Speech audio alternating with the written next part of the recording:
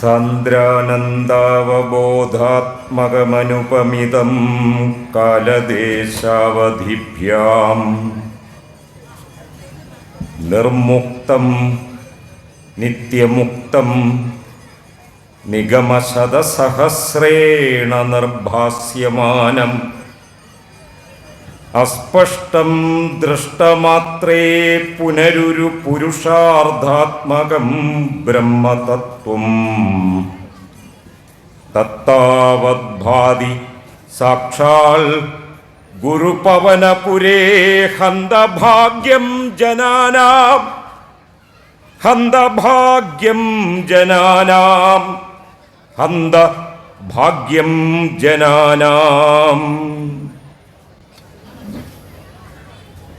ശ്രീനാരായണ ഗുരുദേവൻ ഒരു വിദ്യാർത്ഥിയായിരിക്കുമ്പോൾ ഗുരുക്കന്മാർക്കെല്ലാം പ്രിയപ്പെട്ട ഒരു വിദ്യാർത്ഥിയായിരിക്കുമ്പോൾ ആദ്യം അദ്ദേഹം തൻ്റെ അകക്കണ്ണിലൂടെ കാണുന്നത് ശ്രീകൃഷ്ണ സ്വരൂപത്തെയാണ്.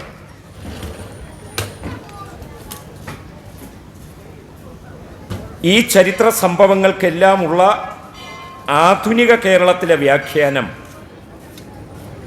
കഴിഞ്ഞ നൂറ്റാണ്ടിൽ നടത്തിയതുപോലെയല്ല. ഗുരു നമ്മളെ പഠിപ്പിക്കുന്നതും ഏറ്റവും പുതിയ അറിവോടുകൂടി മക്കളെ വളർത്താനാണ്. ശ്രീകൃഷ്ണ സ്വാമിയെ നേരിൽ കണ്ട് മൂർച്ഛിച്ച് ശരീരത്തിൽ വളരെയേറെ ഊഷ്മാവ് കൂടി പൊള്ളലേൽക്കുന്നത് പോലെ പിടഞ്ഞ് അവിടെ ഗുരുവിൻ്റെ സന്നിധിയിൽ അടുത്തുള്ള ഒരു കുളത്തിലേക്ക് എടുത്ത് ചാടി കുമാരനായ നാണു എന്നാണ് പുസ്തകത്തിൽ നിന്ന് എനിക്ക് പഠിക്കാൻ സാധിച്ചിട്ടുള്ളത്. അദ്ദേഹത്തോട് ചോദിച്ചു പിന്നീട്, എന്താ നാണു ഇങ്ങനെ? ഞാൻ ശ്രീകൃഷ്ണ ഭഗവാനെ കണ്ടു. ചിലരങ്ങനെ ജനിക്കും, ചിലരാധ്യാത്മിക ചൈതന്യം ഉൾക്കൊണ്ടുകൊണ്ട് തന്നെ ജനിക്കും, ഭൂജാതരാകും. എനിക്കത് അനുകരിക്കാൻ സാധ്യമല്ല. കാരണം അത് എവറസ്റ്റ് പോലെ ഉയർന്നു നിൽക്കുന്ന ഒരു മഹത്വമാണ്. ചിലർ ശാസ്ത്രബോധത്തോടു കൂടി ജനിക്കും. നമ്മളിപ്പോൾ ഈ ഉപയോഗിക്കുന്ന മൈക്രോഫോൺ, ഈ ഇലക്ട്രിക് ലൈറ്റ്, നമ്മളിപ്പോൾ സഞ്ചരിക്കുന്ന മോട്ടോർ വാഹനങ്ങൾ, അവരും ഒരു രീതിയിൽ ജീവിക്കുന്നത് ഋഷിമാരെ പോലെ തന്നെയാണ്. മൈക്കേൽ ഫാരഡയെ പോലെയുള്ള എത്രയോ ശാസ്ത്രജ്ഞന്മാർ ലോകത്തുള്ള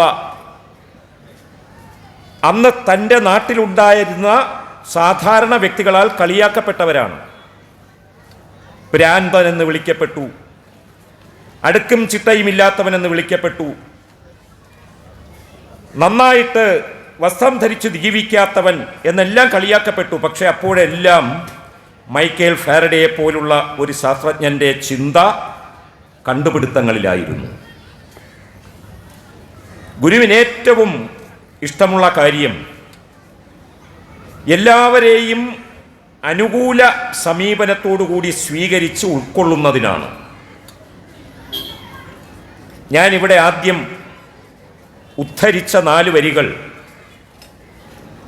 ഗുരുദേവൻ ഒരു വിദ്യാർത്ഥിയായിരിക്കുമ്പോൾ കാണാതെ പഠിച്ചതാണ്. മേൽപ്പത്തൂർ നാരായണ ഭട്ടതിരി 16-ാം നൂറ്റാണ്ടിൽ എഴുതിയ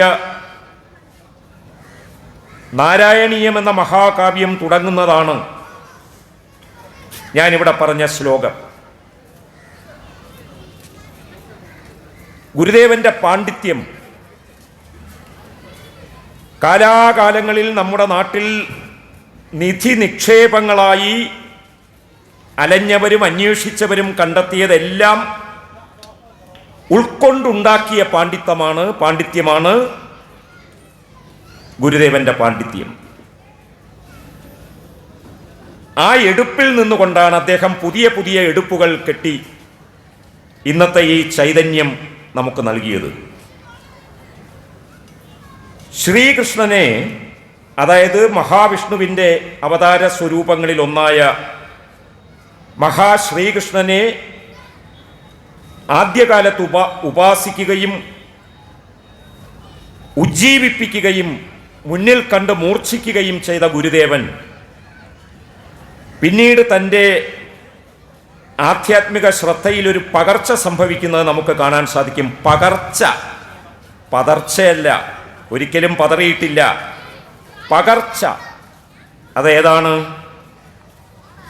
അത് ശ്രീകൃഷ്ണ ഭഗവാനും പൂജിച്ചിരുന്ന ശിവ ചൈതന്യത്തെ ഗുരുദേവൻ വളരെ കഠിനമായിട്ട് ഉപാസിച്ച് കൗമാര ആരംഭം യൗവനാരംഭത്തിലേക്ക് വഴിമാറിയപ്പോൾ പിന്നീട് മൊത്തവും നമ്മൾ കാണുന്നത് ശിവശക്തി ആരാധകനായിട്ടുള്ള, പൂജകനായിട്ടുള്ള, ഉപാസകനായിട്ടുള്ള നാണുസ്വാമിയെയാണ്. ജടാകടാഹ സംഭ്രമഭ്രമം നിലിംബ നിർജ്ജരീ വിലോല വീജി വല്ലരീ വിരാജമാനമൂർധനി ധഗദ്ധഗദ്ധഗജ്വലല്ലലാടപട്ട പാവകേ കിശോര ചന്ദ്രശേഖരേ രതിപ്രദീക്ഷണം മമാ ജടാടവീകളജ്ജല പ്രവാഹ പാവിതസ്ഥലേ ഗളേവലംബ്യലംബിതാംബുജംഗതുംഗ മാലികാ ഡമഡ്ഡമഡ്ഡമഡ്ഡമന്നിനാദവത്തദപ്യയം ചകാര ചണ്ഡതാണ്ഡവം തനോതുന ശിവ ശിവം ധരാധരേന്ദ്ര നന്ദിനി വിലാസ ബന്ധു ബന്ധുര സ്ഫുരൽ ദൃഗന്ധ സന്തതി പ്രമോദമാന മാനസേ കൃപാകടാക്ഷധോരണീ നിരുദ്ധ ദുർധരാപതി ക്വചിച്ചിദംബരം മനോവിനോദമേതു വസ്തുനീ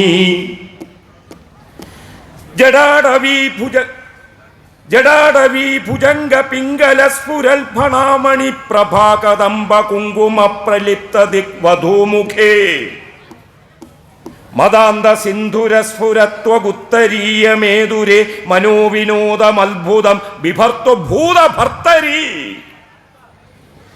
സഹസ്രലോചന പ്രഭൃത്യ ശേഷലേഖ ശേഖര പ്രസൂന ധൂളിധോരണീ വിധൂസരാംഘ്രി പീഡഭൂ ഭുജംഗരാജമാലയാ നിബദ്ധ ജാടജൂടക ശ്രിയൈ ചിരായ ജായതാം ചകോരബന്ധുശേഖര ലലാട ചത്വരജ്വലൽ ധനഞ്ജയ സ്ഫുലിംഗ ഭാനിപീത പഞ്ചസായകം നമം നിലിംബനായകം സുധാമയൂഖലേഖയാ വിരാജമാനശേഖരം മഹാകപാലി സമ്പദേ ശിരോജടാലമസ്തുനാ കരാളഭാലപട്ടിക ധഗത് ധഗത് ധഗത് ജ്വലൽ ധനഞ്ജയ ധരീകൃത പ്രചണ്ഡ പഞ്ച സായകേ ധരാധരേന്ദ്ര നന്ദിനി കുചാഗ്രചിത്ര പത്രക പ്രകൽപ്പനൈക ശില്പിനി ത്രിലോചനേ മതിർമമാ നമഃ ശിവായ പാഹി മാം, നമഃ ശിവായ പാഹി മാം, നമഃ ശിവായ പാഹി മാം, നമഃ ശിവായ പാഹി മാം, നമഃ ശിവായ പാഹി മാം, നമഃ ശിവായ പാഹി മാം, നമഃ ശിവായ പാഹി മാം, നമഃ ശിവായ പാഹി മാം. അറബിക്കടൽ ഇരമ്പി ആർക്കുന്നത് പോലെ കുമാരനായിരുന്ന കുമാരുവിൻ്റെ ഗുരുഭൂതനായി കുമാരമഹാകവിയുടെ മുന്നിൽ പ്രത്യക്ഷപ്പെട്ട നാരായണ ഗുരു അറബിക്കടൽ ഇരമ്പി ആർക്കുന്നത് പോലെയുള്ള ഈ ശിവചൈതന്യത്തിൻ്റെ കീർത്തന സ്വരൂപങ്ങളിൽ പെട്ടുപോയി.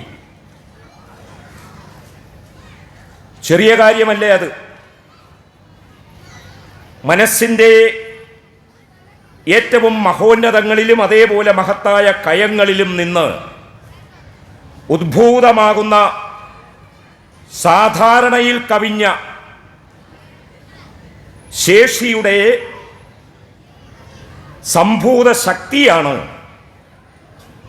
ഗുരുദേവനെ പോലുള്ള അവതാര പുരുഷന്മാരെ അഭയകേന്ദ്രമാക്കി ഇപ്പോഴും നമ്മുടെ മുന്നിൽ ചൈതന്യത്തോടുകൂടി നിലനിർത്തുന്നത്. നവീന കേരളത്തിന്, ആധുനിക കേരളത്തിന് ഗുരുവിൻ്റെ ധ്യാനം, ഗുരുവിൻ്റെ പരമപവിത്രമായ ദിനചര്യകൾ, ആരെയും കൊല്ലാതെയും ആരാലും കൊല്ലപ്പെടാതെയും എല്ലാവരും ഈ ഭൂമിയിൽ ജീവിക്കണം എന്ന ഏറ്റവും വലിയ കരുണാവാനായി അദ്ദേഹം വളർന്നു വന്നത് നമ്മുടെ മഹാഭാഗ്യം കൊണ്ടാണ്. ഒരുപാട് കൊല്ലും കൊലയും നടന്നുകൊണ്ടിരിക്കുന്നു. എൻ്റെ അമ്മ പെങ്ങന്മാരെ, എൻ്റെ രക്തത്തിൽ രക്തമാന മക്കളെ, ഗുരുജനങ്ങളെ, സഹോദരങ്ങളെ, ഈ സമയത്തും നമ്മുടെ ഭൂമിയിൽ ചില രാജ്യങ്ങളിൽ നമ്മുടെ മക്കൾ നിലവിളിക്കുന്നത് കേൾക്കുന്നില്ലേ? കഴിഞ്ഞ 2-2.5 വർഷമായിട്ട് പ്രത്യക്ഷമായ യുദ്ധം ഭൂമിയിലുള്ള ഒരുപാട് ജനങ്ങളുടെ ജീവിതത്തെ താറുമാറാക്കുന്നത് നമ്മൾ കണ്ടിട്ടും നമുക്കത് വാർത്ത പോലുമല്ലാത്ത രീതിയിൽ അത് സാധാരണമായിരിക്കുന്നു. ക്രൂരതയ്ക്ക് ഒരു പരിഹാരവുമില്ലേ? എന്തിനാണ് മനുഷ്യനെ ഇങ്ങനെ ചവിട്ടി തേക്കുന്നത്, ചവിട്ടി താഴ്ത്തുന്നത്? വലിയ രാജ്യമാണല്ലോ ഭാരതം. തേനാക രാത്രി തേനാക പകൽ തേനാക മഞ്ഞിടം എന്ന് ഋഗ്വേദം മുതൽക്കേ പ്രാർത്ഥിച്ച രാജ്യമാണല്ലോ ഈ ഭാരത രാജ്യം. മറ്റൊരു രാജ്യത്തിനും അവകാശപ്പെടാൻ പറ്റാത്ത രീതിയിൽ, മറ്റൊരു പ്രവിശ്യയ്ക്കും അവകാശപ്പെടാൻ പറ്റാത്ത രീതിയിൽ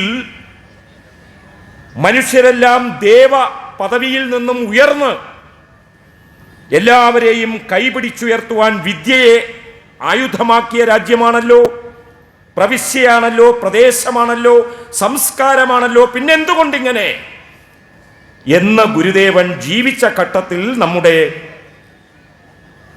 മാതൃഭൂമിയായിട്ടുള്ള ഭാരത പ്രവിശ്യയെക്കുറിച്ച് അദ്ദേഹം ചിന്തിച്ചിരിക്കും. കേരള നാട്ടിലേക്ക് വരുമ്പോൾ എല്ലാ രീതിയിലും ഐശ്വര്യ സമൃദ്ധമായ പ്രകൃതി സൗഭാഗ്യങ്ങൾ ദൈവനിയോഗത്താൽ സിദ്ധിച്ച ഒരു ജനത ഇവിടെ ജീവിക്കുമ്പോഴും 44 നദികളും കൂലം കുത്തി ഒഴുകുമ്പോഴും എല്ലാ പൂവനങ്ങളും പൂമ്പാറ്റകളെ കൊണ്ട് നിറയുമ്പോഴും നരൻ അശുദ്ധ വസ്തു പോലും ധരയിൽ നടപ്പത് തീണ്ടലാണ് പോലും എന്ന് തൻ്റെ ശിഷ്യനായ കുമാരമഹാകവിയെ കൊണ്ട് പാടിപ്പിക്കുവാൻ ഉൾപ്രേരണ നൽകും മട്ടിൽ ശ്രീനാരായണ ഗുരു ഒരു അറബിക്കടലായി ഇരമ്പിക്കൊണ്ടേയിരുന്നു. അദ്ദേഹത്തിൻ്റെ ഏത് കൃതി എടുത്തു നോക്കിയാലും, പരമഗുരുവിൻ്റെ ഏത് കൃതി എടുത്തു നോക്കിയാലും അതിനകത്ത് വലിയ ഇരമ്പം കാതുള്ളവർക്ക് കേൾക്കാൻ സാധിക്കും. അദ്ദേഹം മൽമൽ മുണ്ട് ധരിച്ചിരുന്നു എന്ന് ഇന്ന് ഞാൻ വായിച്ച പുസ്തകം, ഗുരുവിൻ്റെ സ്മൃതി എപ്പോഴും ഉണ്ടെങ്കിലും ആ ഓർമ്മ കൂടുതൽ ഭദ്രമാക്കുന്നതിന് വേണ്ടി ഞാൻ വായിച്ച പുസ്തകത്തിൽ അന്ന് ജീവചരിത്രകാരന്മാർ എഴുതിയിരിക്കുന്നു, ഒരു വെള്ള മേൽമുണ്ടും അതേപോലെ ഒരു മൽമൽ മുണ്ടും അദ്ദേഹത്തിൻ്റെ വേഷം. കേരളത്തിൽ അങ്ങോളം ഇങ്ങോളം അദ്ദേഹം നടന്നത് മിക്കവാറും നഗ്നപാതനായിട്ടാണ്. അവിടെ പോയപ്പോൾ ഗുരുവിൻ്റെ പാതാരവിന്ദങ്ങൾ വിശ്രമിച്ച മെതിയടി കണ്ടു. ഞാൻ തൊഴുതു, കരംകൂപ്പി നിന്ന് തൊഴുതു. എൻ്റെ അകക്കണ്ണുകൾ നനഞ്ഞു, കണ്ണീരൊഴുക്കി. ഇങ്ങനെ ഒരു കേരളം ഗുരുവിൻ്റെ സ്വപ്നത്തിൽ ഉദിച്ചുയരാൻ കാരണം ഗുരുവിൻ്റെ മഹത്വവും മനുഷ്യസ്നേഹവും പ്രകൃതി സ്നേഹവും പഞ്ചഭൂതാത്മകമായ ഈ ചൈതന്യത്തെ ഊതിക്കെടുത്താതെ ഭംഗിയായി സംരക്ഷിക്കണം ഇളം തലമുറ എന്നുള്ള ഉദ്ദേശശുദ്ധിയുമാണ്. എങ്ങനെയാണ് ഗുരു അന്നത്തെ നമ്മുടെ നാട് ഭരിച്ചിരുന്ന കിങ്കരന്മാരെ വെല്ലുവിളിച്ചത്? ഗുരുവിന് നല്ല രീതിയിലുള്ള കായികാഭ്യാസങ്ങൾ അറിയാമായിരുന്നു. ഗുരു 6 അടിയോളം പൊക്കമുള്ള നിവർന്ന ശരീരമുള്ള ആളായിരുന്നു. നമ്മൾ പറഞ്ഞും എഴുതിയുമൊക്കെയല്ലേ കേട്ടിട്ടുള്ളൂ, നമ്മളന്ന് ജീവിക്കുന്നില്ലല്ലോ. ഗുരുവിൻ്റെ കൈകൾ ദീർഘങ്ങളായിരുന്നു. കുമാരനാശാൻ തന്നെ എഴുതുന്നതിൽ കാണുന്നുണ്ട്, ഏകദേശം കാലിൻ്റെ മുട്ടുവരെ നീളുന്ന രീതിയിൽ ഈ ഹസ്ത അങ്കുലീയങ്ങൾ ഇങ്ങനെ താഴോട്ട് നീണ്ടുകിടന്നു. എല്ലാ രീതിയിലും സാമുദ്രിക പ്രകാരം ഒരു ഉത്തമ പുരുഷന്റെ ലക്ഷണങ്ങളോടുകൂടിയ മഹാനുഭാവനായിരുന്നു ശ്രീനാരായണ ഗുരുദേവൻ. അങ്ങനെ കായിക ശേഷിയും അങ്ങനെ അടിമുറ അഭ്യാസങ്ങളും ചട്ടമ്പിസ്വാമികളും ശ്രീനാരായണ ഗുരുദേവനും അന്നത്തെ ഒരു സാഹചര്യത്തിൻ്റെ ആവശ്യം അനുസരിച്ച് ഭംഗിയായി പഠിച്ചു.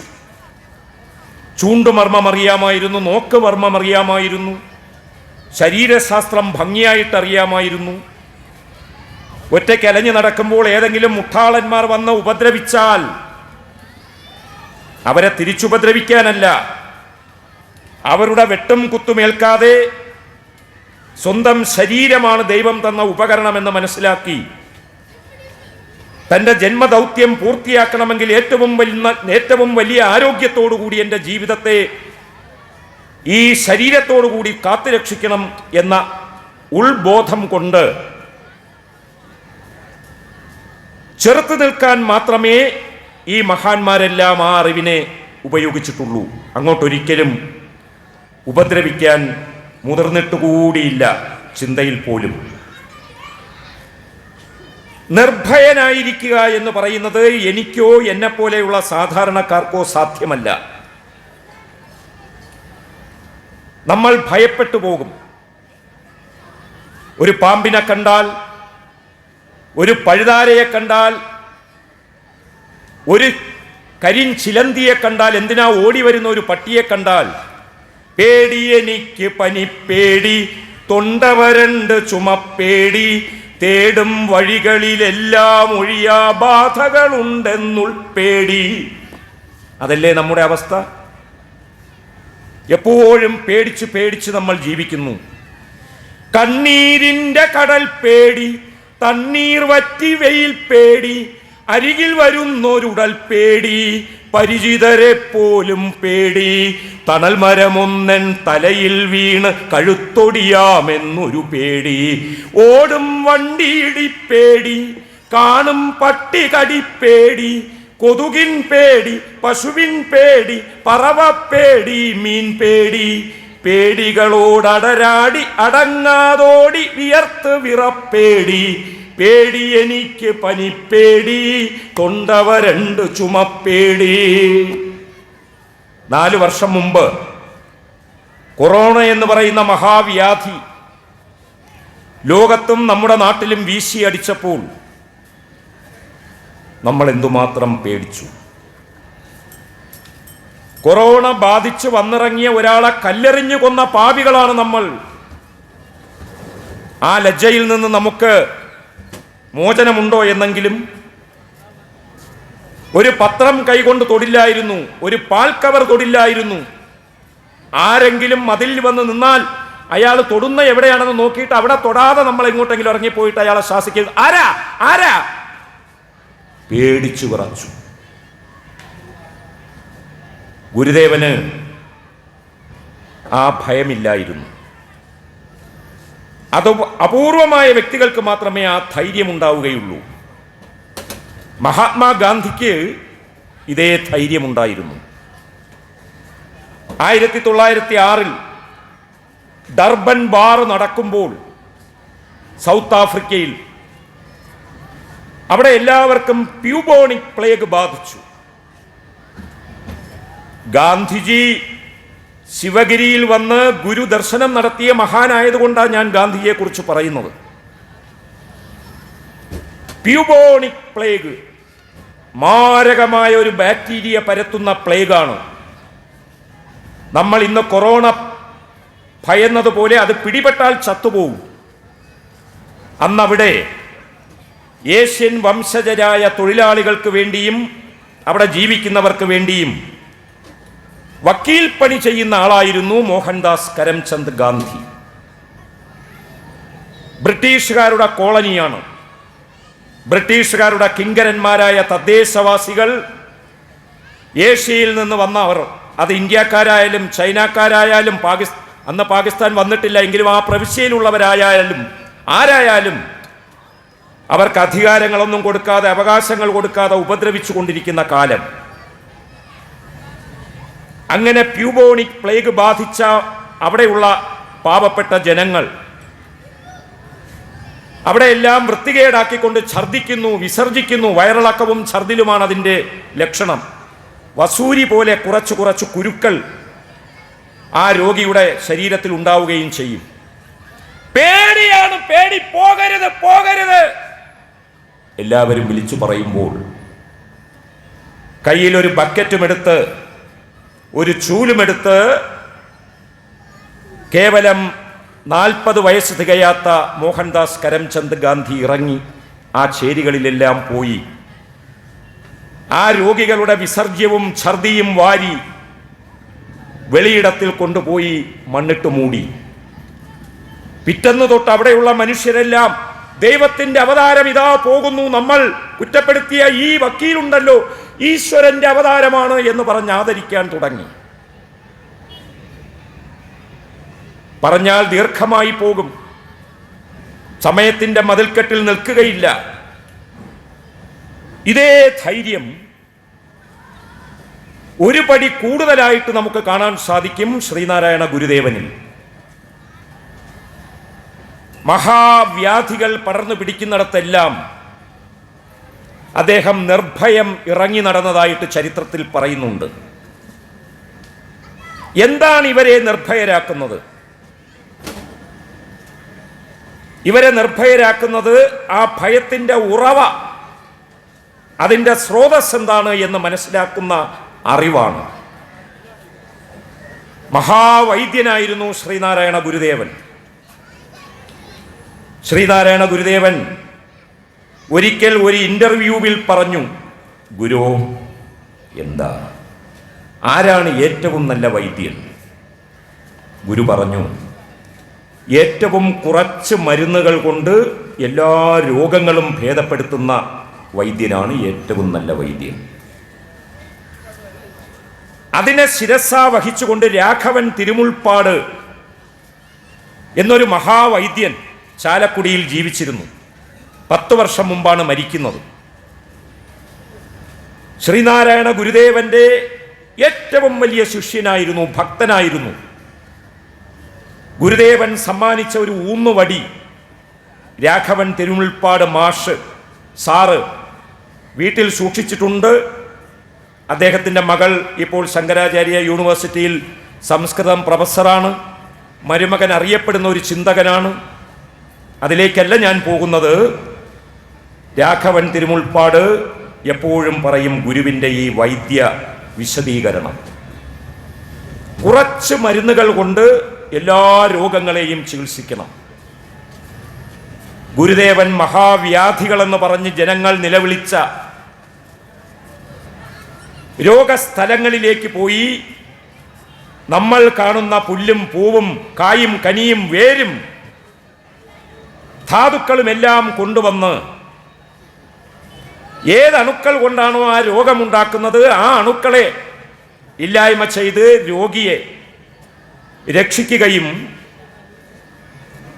പരമഗുരുവാണ്, ഗുരുവ് ദർശിച്ചാൽ, ഗുരുവ് സ്പർശിച്ചാൽ, ഗുരുവ് നിർദ്ദേശിച്ചാൽ എല്ലാ രോഗങ്ങളും പമ്പ കടക്കും, നമ്മൾ ദീർഘകാലം ജീവിക്കും.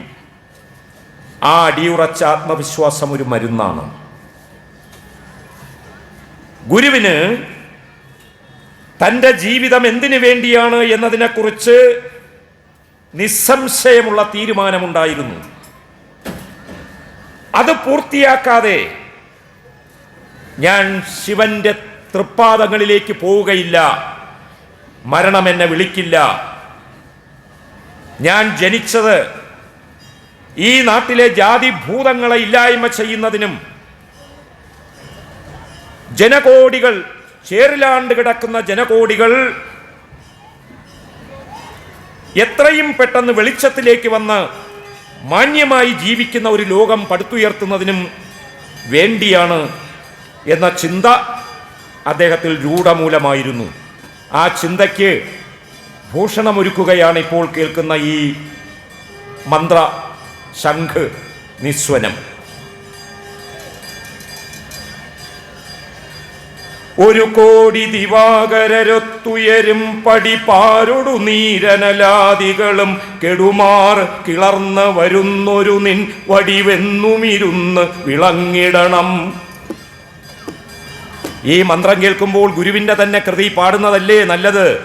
ഒരു കോടി ദിവാകരരൊത്തുയരും പടി പാരൊടു നീരനലാദികളും കെടുമാറ് കിളർന്നു വരുന്നൊരു നിൻവടിവെന്നുമിരുന്ന് വിളങ്ങിടണം. ഇടനേ ഇരു കൺമുന എന്നിലതിന്നടിയെന്നഭിലാഷം ഉമാപതിയെ ജഡമിന്നതു കൊണ്ടു ജയിക്കുമതിന്നിടയില്ല ഇരിപ്പതിലൊന്നിലുമേ.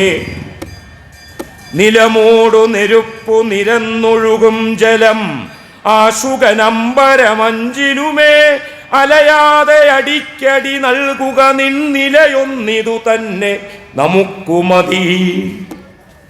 മതി തൊട്ടുമണം മുതലഞ്ചുമുണർന്നരുളോളവുമുള്ളതു ചിന്മയമാം ക്ഷിതി തൊട്ടിരുളോളമഹോ ജഡമാം ഇതു രണ്ടിലുമായ മരുന്നഖിലം. അഖിലർക്കുമതങ്ങനെ തന്നെ മതം സുഖസാധ്യമിതെന്ന് സുഖാദികളും പകരുന്നു പരമ്പരയായി പലതും. എന്താ പറഞ്ഞത്? പകരുന്നു പരമ്പരയായി പലതും ഭഗവാനുടെ മായ അഹോ വലുതേ. വലുതും ചെറുതും നടുമധ്യവുമായ ലയറ്റുയരുന്ന ചിദംബരമേ. മലമായയിലാണ് മയങ്ങി മനം നിലവിട്ട് നിവർന്നലയാതരുളേ. അരുളേ തിരുമേനി അണിഞ്ഞിടുമീരുളേ വെളിയേ ഇടയേ പൊതുവേ കരളേ കരളിങ്കലിരിക്കുമരും പൊരുളേ പുരി മൂന്നു മെരിച്ചവനേ. എരി കയ്യതിലേന്തിയിറങ്ങി വരും തിരുമേനി ചിദംബരമെന്നരുളും പുരി തന്നിൽ ഉരംപൊരി ചെയ്തരുളുന്നതു തന്നെ ഒരത്ഭുതമാം. പുതുമാങ്കനി പുത്തമൃതേ ഗുളമേ മധുവേ മധുരക്കനിയേ രസമേ വിധി മാധവരാതി തിരഞ്ഞിടുമൻ പതിയേ പദപങ്കജമേ ഗതിയേ. ഗതി നീയടിയെന്നെ ഗജത്തെ ഉരിച്ചതു കൊണ്ടുട ചാർത്തിയ ചിന്മയമേ. ചതി ചെയ്യുമിരുട്ടൊരു ജാതി വിടുന്നതിനിന്ന് അടിയന്നരുളേകണമേ. ഗതി നീയടിയെന്നെ ഗജത്തെ ഉരിച്ചതു കൊണ്ടുട ചാർത്തിയ ചിന്മയമേ. ചതി ചെയ്യുമിരുട്ടൊരു ജാതി വിടുന്നതിനിന്നടിയന്നരുളേകണമേ. ഒരു കോടി ദിവാകരരൊത്തുയരും പടി പാരുടു നീരനലാദികളും കെടുമാറ് കിളർന്നു വരുന്നൊരു നിൻ വടിവ് എന്നുമിരുന്നു വിളങ്ങിടണം. കോലത്തുകരക്കുടി കൊണ്ടരുളും ബാലപ്പിറ ചൂടിയ വാരിധിയേ. കോലത്തുകരക്കുടി കൊണ്ടരുളും ബാലപ്പിറ ചൂടിയ വാരിധിയേ. കുമാരു, ചരിത്ര പ്രസിദ്ധമായ ഒരു മണ്ണിലാണ് നമ്മൾ ഇങ്ങനെ വന്നിരിക്കുന്നത്. മലയാള ഭൂമിയെ അടിമുടി ഇളക്കി മറിച്ച ഒരു ഗുരുവും ശിഷ്യനും. കുമാരു എന്താ മിണ്ടാതിരിക്കുന്നത്? കാലൻ കനിവറ്റു കുറിച്ചു വിടുന്നോലപ്പടി എന്നെ അയക്കരുതേ. ഞാൻ വിശദീകരിക്കുന്നില്ല, സമയത്തിൻ്റെ മതിൽക്കെട്ടുണ്ട്.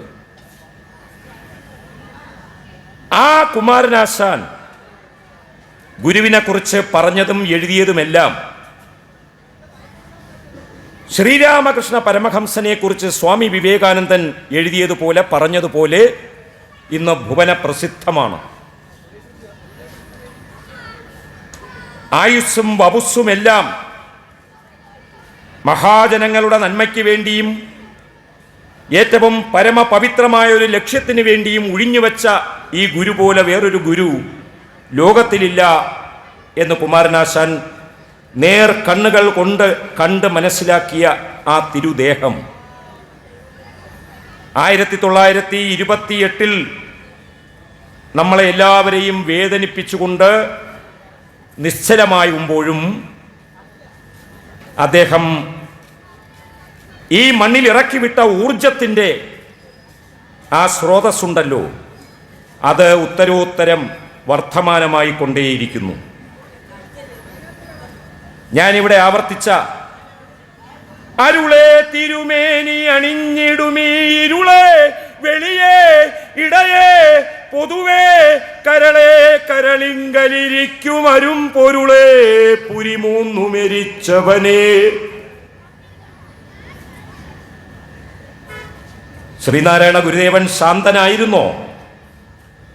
അദ്ദേഹം യമിയായിരുന്നു, യതിയായിരുന്നു, സന്യാസിയായിരുന്നു, കരുണാവാനായിരുന്നു. പക്ഷേ ശാന്തനായിരുന്നില്ല. അത് അന്നാദികൾ കിട്ടാത്തത് കൊണ്ടല്ല, നാട്ടിലുള്ള മഹാമനുഷ്യർക്ക് അന്നാദികൾ കിട്ടാത്തത് കൊണ്ട്, സ്വന്തം ജീവിതത്തിലല്ല മറ്റുള്ളവർക്ക് മാനം മറയ്ക്കാൻ തുണി കിട്ടാത്തത് കൊണ്ട്, വേദാന്തങ്ങൾ പഠിക്കാൻ ജനകോടികളെ ചവിട്ടിത്താഴ്ത്തുന്ന ധുരന്ധരന്മാരുടെ ക്രൂരതകൾ കണ്ട് വിദ്യ ചെയ്തും വ്യവസായം ചെയ്തും വളരേണ്ടുന്ന ഒരു തതി നൂറ്റാണ്ടുകളായി അടിഞ്ഞുകിടക്കുന്ന ഈ ഭൂമി ഒരു നരകഭൂമിയല്ലേ എന്ന ഗർജനം അദ്ദേഹത്തിൻ്റെ ഓരോ വാക്കിലും നമുക്ക് കേൾക്കാൻ സാധിക്കും. മേൽമുണ്ടിനകത്ത് സ്പന്ദിച്ചിരുന്ന ആ ഹൃദയം നമ്മുടെ അറബിക്കടലിനേക്കാളും ശബ്ദായമാനമായ ചിന്താ തരംഗങ്ങളാൽ, വേലിയേറ്റങ്ങളാൽ, വേലിയിറക്കങ്ങളാൽ വിക്ഷുബ്ധമായിരുന്നു. ഞാനിവിടെ പാടിയത് ഗുരു എനിക്ക് തോന്നിപ്പിക്കുന്ന രീതിയിലാണ്, ആരും എന്നെ പഠിപ്പിച്ചതല്ല. എനിക്കിങ്ങനെയേ ഗുരുവിനെ ആവിഷ്കരിക്കാൻ സാധ്യമായിട്ടുള്ളൂ. ഗുരുവിൻ്റെ പാദങ്ങളിൽ അടിമ കിടക്കുന്ന എനിക്ക് 7-8 വയസ്സുള്ളപ്പോഴേ ഗുരുവിൻ്റെ പ്രാധാന്യത്തെക്കുറിച്ചും മഹത്വത്തെക്കുറിച്ചും പഠിപ്പിച്ചു തന്ന എൻ്റെ പിതാവ്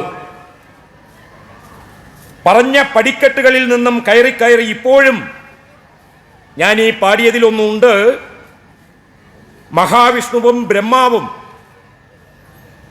കോലത്തുകര സ്ഥിതി ചെയ്യുന്ന ശിവചൈതന്യത്തിൻ്റെ ശിരസ്സെവിടെയാണ്, പാദമെവിടെയാണ് എന്ന് അന്വേഷിച്ചിറങ്ങിയപ്പോൾ 2 കൂട്ടർക്കും ഒരു തുമ്പും കിട്ടിയില്ല. അത് പുരാണത്തിൽ വളരെ പ്രസിദ്ധമായ ഒരു മുഹൂർത്തമാണ്.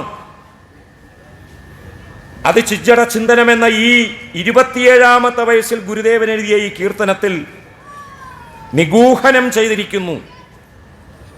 അതേപോലെ എൻ്റെ മാതാക്കളെ, എൻ്റെ അനിയത്തിമാരെ, എൻ്റെ ഗുരുജനങ്ങളെ, സഹോദരങ്ങളെ, രക്തത്തിൻ രക്തമാന മക്കളെ, നമ്മൾ മുകളിലോട്ട് പോയാലും താഴോട്ട് പോയാലും മനസ്സിലാകാത്ത ഒരുപാട് തത്വങ്ങൾ നമ്മളെ ഇപ്പോഴും വലച്ചുകൊണ്ടിരിക്കുകയാണ്.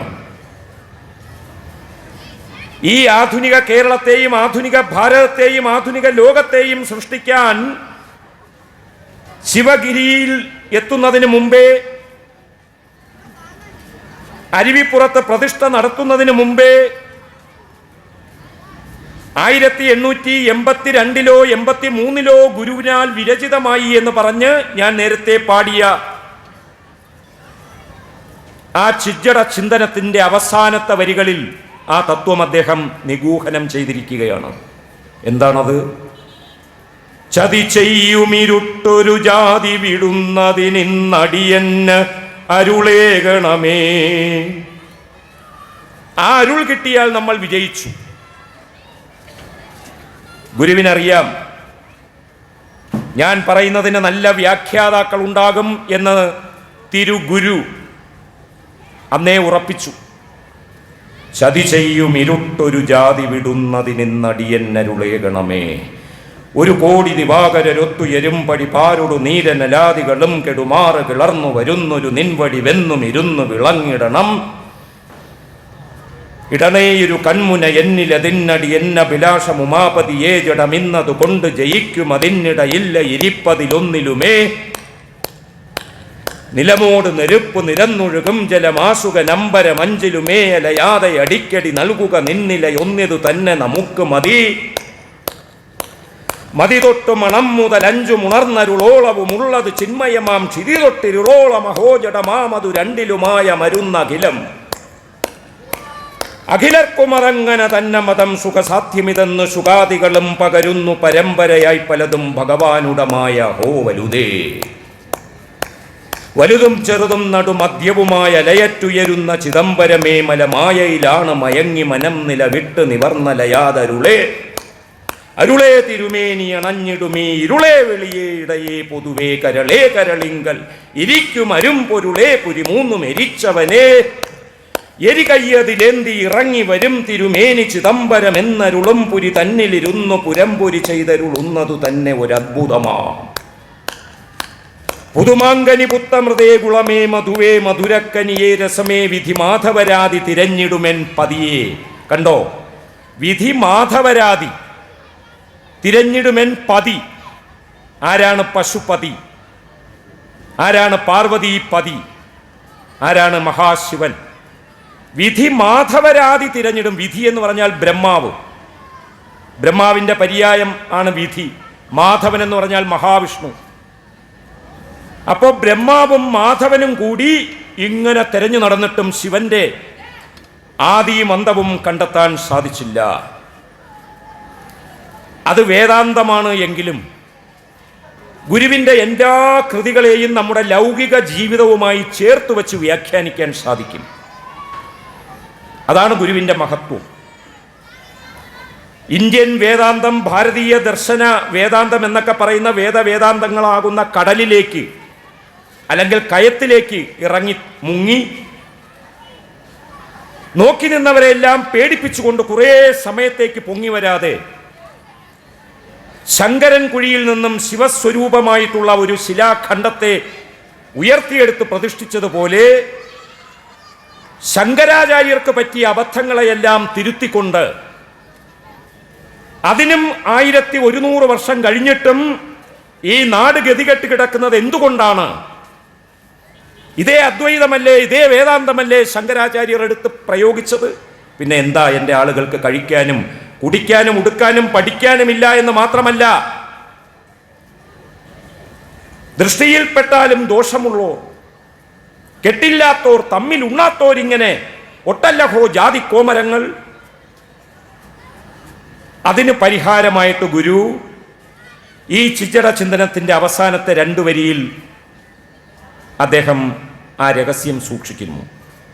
ചതി ചെയ്യും ഇരുട്ടൊരു ജാതി, എ കൈൻഡ് ഓഫ് ഡാർക്ക്നെസ്. അവിടുത്തെ ജാതി എന്ന് പറയുന്നത് ജാതിയും മതവുമായിട്ടുള്ള കാസ്റ്റ് കമ്മ്യൂണിറ്റി എന്നുള്ള ജാതിയല്ല, എ കൈൻഡ് ഓഫ് ഡാർക്ക്നെസ്. ചതി ചെയ്യും ഇരുട്ടൊരു ജാതി. നമ്മൾ പറയും ഒരു ജാതി പുഴുവിനെ ഇവിടെ കണ്ടല്ലോ. മക്കളെ, ഇന്നലെ വരെ അതില്ലായിരുന്നു. ഒരു ജാതി ചിത്രശലഭം ഇതാ പറന്നു പോകുന്നു. എവിടെന്നാ? ഒരു ജാതി കിളി ഇതാ വരുന്നു. അമ്മേ, അത് ദേശാടന പക്ഷികളാ. അതാണ് ഈ ജാതി കിളിയെ കണ്ടിട്ടേ ഇല്ല. ആ ജാതിയാണ് ഇവിടുത്തെ ജാതി. ചതി ചെയ്യും ഇരുട്ടൊരു ജാതി. ഒരു ജാതി ഇരുട്ട് നമ്മളെ ചതിക്കും. ആ നമ്മളെ ചതിക്കുന്ന ഇരുട്ടിൽ നിന്നും നമ്മൾ ഇന്ന് വിടുതൽ നേടുമോ? അതിനുള്ള അനുഗ്രഹമാണ് ശിവൻ എന്നുള്ള ശക്തി സ്വരൂപം നമുക്ക് നൽകുന്നത്. അപ്പോൾ ആരാ ശിവൻ? ദൈവം ആരാണ്? ദൈവമേ, ഞാനും നീയും ഒന്നു തന്നെയല്ലേ എന്ന് ചോദിച്ച അങ്ങേയറ്റം വിജ്ഞാനിയായ ദൈവത്തിൻ്റെ ശിഷ്യനായി നിൽക്കാതെ ദൈവത്തിന് ഒപ്പം കയറി നിന്ന ധീരനാണ് ശ്രീനാരായണ ഗുരുദേവൻ. ദൈവദശകത്തിൽ 13ലേറെ തവണ നീ നീ നീ എന്ന് ദൈവത്തെ വിളിക്കുന്നുണ്ട്. അത് ഇന്ന് നമ്മൾ വിളിക്കുന്നത് പോലെ നിന്ദാസൂചകമല്ല. അത് ബൈബിൾ വായിക്കുമ്പോൾ he's the maximum height, he's in the maximum height. ഏറ്റവും ഉയരത്തിലാണ് അവൻ, കർത്താവ്. ആ കർത്താവിനെ അവൻ ഹീ എന്ന് വിളിക്കുന്നു. ഖുർആൻ വായിക്കുമ്പോഴോ അല്ലാഹ്, അല്ലാഹു, ഹീസ് ദ സുപ്രീം അൽമൈറ്റി. ആ ഹീ, ദൈവമേ കാത്തുകൊള്ളുകങ്ങ്, അത് പ്രാർത്ഥനയല്ല, ആജ്ഞയാണ്. ഇവിടെ എൻ്റെ അനിയത്തിമാർ താണ് തൊഴുത് കിടന്ന് ദൈവത്തെ ഇപ്പോഴും ഇങ്ങനെ കാൽക്കൽ കിടന്ന് തലയിട്ടിടിക്കുക. അതല്ല ഗുരു പറഞ്ഞത്. ഗുരു പറഞ്ഞത് ദൈവത്തോട് ചോദിച്ചു വാങ്ങിക്ക്. നമുക്ക് അർഹതപ്പെട്ടതെല്ലാം ദൈവത്തിൻ്റെ പേരിൽ മറ്റുള്ളവർ പൂഴ്ത്തി വയ്ക്കുമ്പോൾ ദൈവത്തെ സാക്ഷിയാക്കിക്കൊണ്ട് ദൈവമേ കാത്തുകൊള്ളുകങ്ങ്, കൈവിടാതിങ്ങ് ഞങ്ങളെ. നാവികൻ നീ, ഭവാബ്ധിക്കൊരാവി വൻ തോണി നിൻ പദം. ഒന്നൊന്നായി എണ്ണി എണ്ണി തൊട്ടെണ്ണും പൊരുളൊടുങ്ങിയാൽ നിന്നിടും ദൃക്കുപോലുള്ളം നിന്നിൽ അസ്പന്ദമാകണം. ഞങ്ങൾക്ക് കണ്ണെടുക്കാൻ വയ്യാത്ത ചൈതന്യമായി ഒടുവിൽ കാണുന്നതെല്ലാം എണ്ണി എണ്ണി എണ്ണി വന്ന് നിന്നിൽ ഞങ്ങൾ മനസ്സുറപ്പിക്കും. ആര്? ഈ നാട്ടിൽ നമ്മൾ വിളിച്ച് ഉറപ്പിക്കുന്ന അധികാര ശക്തി, നമ്മുടെ നാട് ഭരിക്കുന്നവർ, നമ്മുടെ വിരൽത്തുമ്പിലെ ശക്തി കൊണ്ട് തിരഞ്ഞെടുക്കപ്പെടുന്നവർ, ദൈവത്തിൻ്റെ ഇടനിലക്കാരായി നിന്നുകൊണ്ട് നമുക്കുള്ള അവകാശങ്ങളെല്ലാം പൂഴ്ത്തിവെക്കുകയും തട്ടിയെടുക്കുകയും ചെയ്യുന്നവരുണ്ടോ ഇന്നും? ചതി ചെയ്യും ഇരുട്ടൊരു ജാതിയാണത്. അത് that is A kind of darkness that still misleading us. ഇപ്പോഴും നമ്മളെ ഏറ്റവും വലിയ നാശത്തിലേക്ക് നയിച്ചുകൊണ്ടിരിക്കുന്ന ആ ഇരുട്ടിൻ്റെ കാവൽക്കാരാരാണ്? നമ്മളെ ചതിക്കുന്ന ആ ഇരുട്ടിൻ്റെ കാവൽക്കാരാര്? നമ്മളെ നേതാക്കളാണോ? നമ്മളെ ഈ നാട് ഭരിക്കുന്നവരാണോ? നമ്മുടെ ഈ രാജ്യം ഭരിക്കുന്നവരാണോ? ലോകത്തെല്ലാം ഉള്ളവരാണോ? ഒരു നേതാവും ഒരു ഭരണാധികാരിയും ഗുരുവിനുള്ള ധൈര്യത്തോടു കൂടി ഇറങ്ങി നടക്കുന്നില്ല. ലോകത്ത് 200-ലേറെ രാജ്യങ്ങളുണ്ട്. ആ രാജ്യങ്ങളിലുള്ള ഏത് ഭരണാധികാരിയെ നോക്കിക്കോളൂ, അവരെല്ലാം എന്നെ കൊന്നുകളയും എന്ന് പേടിച്ചിട്ട് അംഗരക്ഷകരെ കൊണ്ട് ഒരു വലിയ വട്ടാരമുണ്ടാക്കി അതിൻ്റെ ഇടയിലൂടെയാണ് സഞ്ചരിക്കുന്നത്. കണ്ണടച്ച് തുറക്കുന്നതിന് മുമ്പേ 1 കിലോമീറ്റർ പോകും. കാരണം ഒരാൾക്ക് ഓടി ബോംബെറിയാനോ. എന്തിനാ ബോംബെറിയുന്നത്? നിങ്ങൾ ഇങ്ങനെയുള്ളതൊക്കെയാണോ ചെയ്യുന്നത്? പാവപ്പെട്ട് കഴിക്കാനും കുടിക്കാനും കിടക്കാനും ഇല്ലാത്തവർ നിങ്ങളെ ഉപദ്രവിക്കുമെങ്കിൽ അത് നിങ്ങളെ കുഴപ്പമല്ലേ? A kind of darkness they are still misleading us. We should get rid of that darkness. ആ അന്ധകാരത്തിൽ നിന്നും എൻ്റെ മക്കൾ എന്നാണോ മോചിതരാകാത്തത്, അന്നോളം എൻ്റെ നാട് ഇരുട്ടിൽ തപ്പുകയായിരിക്കുമെന്ന് 27-ാമത്തെ വയസ്സിൽ ഇന്നത്തെ ജനാധിപത്യ ഭരണത്തെ കൂടി ദീർഘദർശനം ചെയ്ത മഹാഗുരുവിൻ്റെ ഓരോ വരിയും, ഓരോ വാക്കും, ഓരോ നോക്കും, ഓരോ ഉപദേശവും, ഓരോ നിർദ്ദേശവും നമ്മൾ ചെവിക്കൊള്ളുന്നില്ല എന്നുണ്ടെങ്കിൽ നീതിപീഠം അതിനെ തിരുത്തുന്നതിന് വേണ്ടി നമ്മുടെ അടുത്തേക്ക് വരും. ഗുരു പറഞ്ഞത് നമ്മൾ പാലിച്ചുകൊണ്ട് ജീവിക്കുകയാണ് എങ്കിൽ ലോകം അതിസുന്ദരമായി തീരും. പക്ഷേ നമ്മൾ ഗുരുവിൻ്റെ പാതാരവിന്ദങ്ങളിൽ തലയിട്ടിടിക്കുമ്പോഴും ഗുരുവിൻ്റെ വചനങ്ങൾ കേൾക്കേണ്ടുന്ന കാതുകൾ നമ്മൾ കൈകൊണ്ട് പൊത്തിപ്പിടിക്കുന്നു, ഏത്തമിടാനെന്ന ഭാവേന. എന്നിട്ട് ഗുരുവിൻ്റെ മുന്നിൽ, ഗുരുവിൻ്റെ ചിത്രത്തിന് മുന്നിൽ, ഗുരുവിൻ്റെ ഛായയ്ക്ക് മുന്നിൽ നമ്മൾ ഇങ്ങനെ ഏത്തമിട്ട് നിൽക്കുന്നു ചെയ്തു പോയ തെറ്റുകൾ. ഗുരു പറയുന്നത് നമ്മൾ ഈ ഏത്തമിടുമ്പോൾ വിരൽ കൊണ്ട് ചെവി അടഞ്ഞു പോവുകയായിരിക്കാം, നമ്മൾ കേൾക്കുന്നില്ല. ഗുരു പറഞ്ഞതെല്ലാം നിങ്ങളും ഞാനും നിങ്ങളും അനുസരിച്ചിരുന്നു എങ്കിൽ നമ്മുടെ നാട് 44 നദികൾ കെട്ടുനാറിക്കിടക്കുമോ? ഗുരു സാമൂഹിക പരിഷ്കർത്താവ് മാത്രമല്ല, ഗുരു പറഞ്ഞതുകൊണ്ട് നമ്മൾ സമൂഹത്തിൽ എല്ലാം നേടി ഇനി അതിനെക്കുറിച്ചുള്ള വിചിന്തനങ്ങളിൽ മാത്രം നമ്മൾ അഭിരമിച്ചാൽ നമ്മുടെ മുന്നിൽ ഇന്ന് നടക്കുന്ന മനുഷ്യേതരമായ നന്മകൾ തകർന്നു പോകുന്നത് നമ്മൾ കാണില്ല. അത് ഈ ആൽമരത്തിൻ്റെ നന്മയാണ്. അത് ഇതുവഴി ഒഴുകുന്ന വാമനപുരം നദി, അതുവഴി ഒഴുകുന്ന നെയ്യാറ്, അതുവഴി ഒഴുകുന്ന കരമനയാറ്, കേരളത്തിലെ 44 നദികൾ. ഗുരുവിനൊരു പൂജ ചെയ്താൽ അതിൽ നിന്നും വെള്ളം കോരി അർച്ചിക്കാൻ നമുക്ക് പറ്റില്ല. കാരണം കെട്ടുനാറി കിടക്കുകയാണ് മഴക്കാലത്തല്ലാത്ത കാലത്തെല്ലാം. നമ്മുടെ കുളങ്ങളും ചിറകളുമെല്ലാം നമ്മുടെ മക്കൾക്ക് ഉപയോഗിക്കാൻ പറ്റാത്ത രീതിയിൽ മലീമസപ്പെട്ട് കിടക്കുന്നു. നമ്മുടെ ആമയിഴഞ്ചാൻ തോട് മാരകമായ രോഗവസൂരികൾ പോലെയുള്ള ഏറ്റവും വലിയ ബാധകൾ ഇഴഞ്ഞു നടക്കുന്ന തരത്തിൽ മലിനപ്പെട്ടിരിക്കുന്നു. ഗുരുവിൻ്റെ പേരിൽ നമ്മൾ ഇനി നടത്തേണ്ടുന്ന ഏറ്റവും വലിയ പ്രവർത്തനം പ്രകൃതി സംരക്ഷണമായിരിക്കണം. ശങ്കരൻ കുഴിയിൽ നിന്നാണ് അദ്ദേഹം ആ ശിവചൈതന്യ സ്വരൂപമായ ശിലാഖണ്ഡത്തെ മുങ്ങിയെടുത്തത്. അല്ലാതെ ഒരു മണൽപ്പരപ്പിൽ നിന്നും തപ്പിയെടുത്തുകൊണ്ട് വന്നതല്ല. അദ്ദേഹം എന്നും ആശമിക്കുമായിരുന്നു വെള്ളം കോരി. മനുഷ്യർക്കും ജന്തുകുലത്തിനും ജീവികൾക്കും സകല പ്രപഞ്ചങ്ങൾക്കും നന്മ ലഭിക്കാനുള്ള മന്ത്രങ്ങൾ പറഞ്ഞ് അദ്ദേഹം ആശമിക്കുമായിരുന്നു.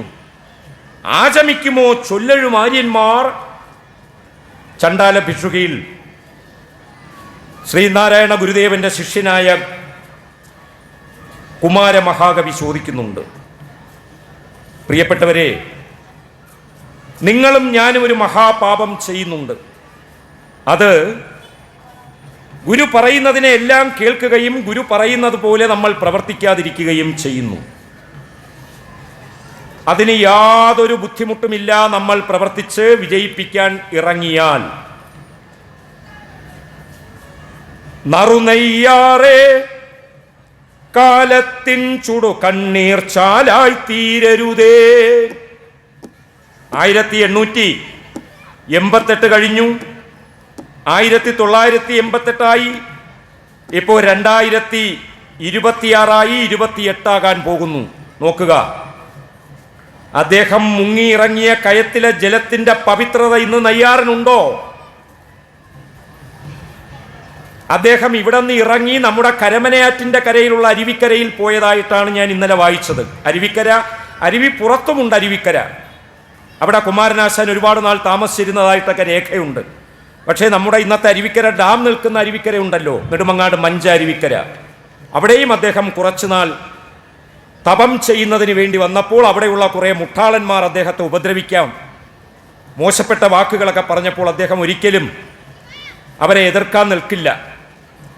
കാരണം അവരെല്ലാം ആ കാലത്തിൻ്റെ സന്തതികളാണ്. ആ കാലഘട്ടം അവരോട് പറയുന്നത് എല്ലാവരും ദൈവത്തെ ആരാധിക്കാൻ പാടില്ല, അങ്ങനെ ആരാധിക്കാൻ ആരെങ്കിലും ഇറങ്ങി പുറപ്പെട്ടാൽ അവരുടെ കുറുമുട്ടടിച്ചൊടിക്കണമെന്നാണ് അന്ന് നാട് ഭരിച്ചുകൊണ്ടിരുന്ന വൃത്തികെട്ട മനസ്സുള്ളവർ അന്നത്തെ കയ്യൂക്കുള്ളവർക്ക് പറഞ്ഞു കൊടുത്തത്. ഗുരു എപ്പോഴും പറയുന്ന ഒരു വാക്കുണ്ട്, പാപം. ആവർത്തിച്ചുകൊണ്ടേയിരുന്നു ആ വാക്ക്, പാപം. മനുഷ്യരെല്ലാം പാപമാണ്, അവരൊരു പാപവും ചെയ്യുന്നില്ല. അവരിലേക്ക് ഓരോന്ന് അടിച്ചേൽപ്പിക്കുന്ന ഈ സാമൂഹിക ക്രമത്തെ നമ്മൾ അടിമുടി മാറ്റിയെടുത്താൽ ഈ മനുഷ്യരെല്ലാം എല്ലാവർക്കും നല്ലത് ചെയ്യുന്ന സേവകരായി മാറും. ഗുരുവിൻ്റെ അടുത്തു വന്ന എത്രയോ പേർ പിന്നീട് ഗുരുവിൻ്റെ ശിഷ്യരായി മാറിയത് നമുക്ക് കാണാൻ സാധിക്കും. ഇത് ഗുരുവിന് മാത്രമല്ല, 2600 വർഷം മുമ്പ് അന്നത്തെ ഭാരതത്തിൽ ഭൂജാതനായ ഗൗതമ സിദ്ധാർത്ഥൻ പിന്നീട് ബുദ്ധഭഗവാൻ ആയി മാറുന്നതിനിടയ്ക്കും ബുദ്ധഭഗവാനെ ഉപദ്രവിക്കാൻ വന്നവരെല്ലാം പിന്നീട് ബുദ്ധഭഗവാന്റെ അനുചര സംഘത്തിൽ ധർമ്മം ശരണം ഗച്ഛാമി, സംഘം ശരണം ഗച്ഛാമി എന്ന് പറഞ്ഞുകൊണ്ട് ബുദ്ധഭഗവാന്റെ പിന്നാലെ പോയതായിട്ട് ചരിത്രമുണ്ട്. നബി തമ്പുരാനിൽ ഇത് കാണാൻ സാധിക്കും. നബി തമ്പുരാനെ വാളോങ്ങി വെട്ടാൻ വന്നവരെല്ലാം പിന്നീട് മുത്തൊളി പ്രവാചക പെരുമാളായ നബിത്തമ്പുരാന്റെ അനുയായികളായി മാറുകയും നബിത്തമ്പുരാൻ സംസം ജലം കണ്ടെത്തിയതുപോലെ കണ്ടെത്തിയ എല്ലാ ഗോത്രങ്ങളും തമ്മിൽ, എല്ലാ വിഭാഗങ്ങളും തമ്മിൽ, എല്ലാ വിശ്വാസങ്ങളും തമ്മിൽ സാഹോദര്യം വേണം. അതിനുവേണ്ടി നബിത്തമ്പുരാനെ കൊല്ലാൻ വന്നവർ പിന്നീട് നബിയുടെ തന്നെ അനുചരരായി മാറുന്നതും കണ്ടിട്ടുണ്ട്. അതിനുശേഷം നമ്മൾ ഈ കൊച്ചു കേരളം എന്ന വലിയ കേരളത്തിൽ 3.5 കോടി മലയാളികൾ മാത്രം ഇന്ന് വർത്തമാനം പറയുന്ന ഈ മലയാള ഭാഷയിൽ നമ്മുടെ ഈ നാടിൻ്റെ അധികാരക്രമങ്ങളെ കീഴ്മേൽ മറിച്ച് നിരന്തരമായ ജന അഭിലാഷത്തിൻ്റെ ചൈതന്യം സംസ്ഥാപനം ചെയ്യുന്നതിന് വേണ്ടി അവതാര പുരുഷനായിട്ടല്ലാതെ കാണാൻ സാധിക്കാത്ത തരത്തിൽ മഹത്വപ്പെട്ടിരിക്കുന്ന ശ്രീനാരായണ ഗുരുദേവന്റെ തൃപ്പാദങ്ങൾ ആദ്യകാലത്തെല്ലാം ചവിട്ടി നടന്നത് ഈ പുണ്യഭൂമിയിലാണ് എന്നുള്ളത് രോമാഞ്ചജനകമായിട്ടുള്ള കോൾമയർ കൊള്ളിക്കുന്ന രീതിയിലുള്ള ഒരു വാസ്തവമാണ്. പ്രിയപ്പെട്ടവരെ, അദ്ദേഹത്തിന് അറിയാമായിരുന്നു നമ്മൾ ഭയക്കുന്ന ഈ ഇരുട്ടുണ്ടല്ലോ, ഇരുട്ട്, ആ ഇരുട്ട് പെട്ടെന്ന് നമ്മളെ വിട്ടൊഴിയുകയില്ല. ചതി ചെയ്യും ഇരുട്ടൊരു ജാതി വിടുന്നതിനടിയന്നരുളേകണമേ. അദ്ദേഹം ഉച്ചത്തിൽ വിളിച്ചിരിക്കും ആ ഗുഹയ്ക്കകത്തിരുന്നു കൊണ്ട്, അരുവിപ്പുറത്തും കൊടുതൂക്കിമലയിലും എല്ലാം ഇരുന്നു കൊണ്ട്, ചതി ചെയ്യും ഇരുട്ടൊരു ജാതി വിടുന്നതിനടിയന്നരുളേകണമേ ഉച്ചത്തിൽ വിളിച്ചിരിക്കും. അതിനെല്ലാം അതേ സ്വരത്തിലുള്ള അലർച്ച കൊണ്ട് സിംഹങ്ങൾ അകമ്പടി താളം നൽകിയിരിക്കും. അവിടെ വന്ന് വിശ്രമിച്ച പരുന്തുകളെല്ലാം ചിറകടിച്ച് ഗുരുദേവന്റെ ആ സ്വര സംപ്രാപ്തിയെ ആഘോഷിച്ചിരിക്കും. ഗുരുദേവൻ ഒരിക്കലൊരു കാര്യം പറഞ്ഞു. കൊല്ലാവ്രതം ഒരു ജീവിയും കൊല്ലാതെ അല്ലാതെ ജീവിക്കുന്നില്ല. ഈ ആൽമരം ഒരുപക്ഷെ നമുക്ക് പറയാം വെള്ളവും വളവും ധാതുക്കളും മാത്രം എടുക്കുന്നു. സൂക്ഷ്മമായി നോക്കിക്കഴിഞ്ഞാൽ അതും ഹിംസയുടെ ഒരു ലാഞ്ചനയുള്ളതാണ്. എന്നാൽ പുഴുവും അതേപോലെ പൂമ്പാറ്റയും ആനയും തിമിംഗലവും എല്ലാം എടുത്തു നോക്കുക.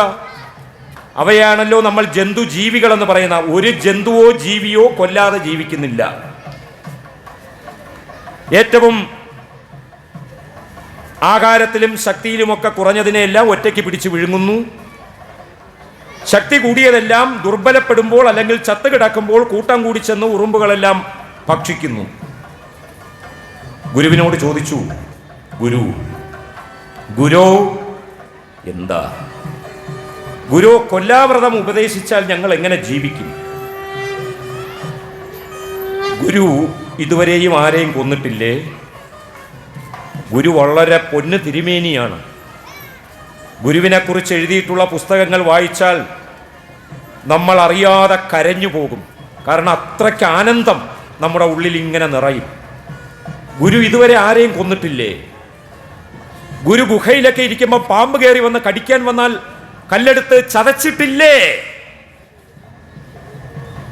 കണ്ണുകൾ കുത്തിപ്പറിക്കാൻ വരുന്ന കഴുകനെതിരെ കല്ലോങ്ങിയിട്ടില്ലേ? ഗുരു പറഞ്ഞു, ഇല്ല. ഒരു കൊലയും ചെയ്തിട്ടില്ലേ? ഒരു കൊലപാതകം ഞാൻ ചെയ്തിട്ടുണ്ട്. എന്നാ അത് ആലോചിക്കുമ്പോൾ എനിക്ക് വല്ലാത്ത ദുഃഖമുണ്ട്. എന്നാ ഗുരുദേവ, ഞാന് ഈ വേളിമലയിലുള്ള ആ ഗുഹയിൽ ഇങ്ങനെ കഠിനമായി തപസ്സിരിക്കുമ്പോൾ ഭീകരമായ ഉപവാസമായിരുന്നു. ഞാൻ ആദി ചൈതന്യത്തെ അന്വേഷിച്ച് ആഹാരവും വെള്ളവും എല്ലാം മറന്ന് എപ്പോഴും നമഃശിവായയിൽ വിലയം കൊണ്ടിരിക്കുമ്പോൾ പെട്ടെന്ന് മിന്നലടിക്കുന്നത് പോലെ എൻ്റെ തുടയിലൊരു വേദന. ഗുരു, എന്തായിരുന്നു അത്? ഞാൻ ഞെട്ടിത്തരിച്ചുപോയി. എനിക്ക് സഹിക്കാൻ പറ്റിയില്ല. ഒരു കൊലപാതകം ഞാൻ ചെയ്തിട്ടുണ്ട് മക്കളെ.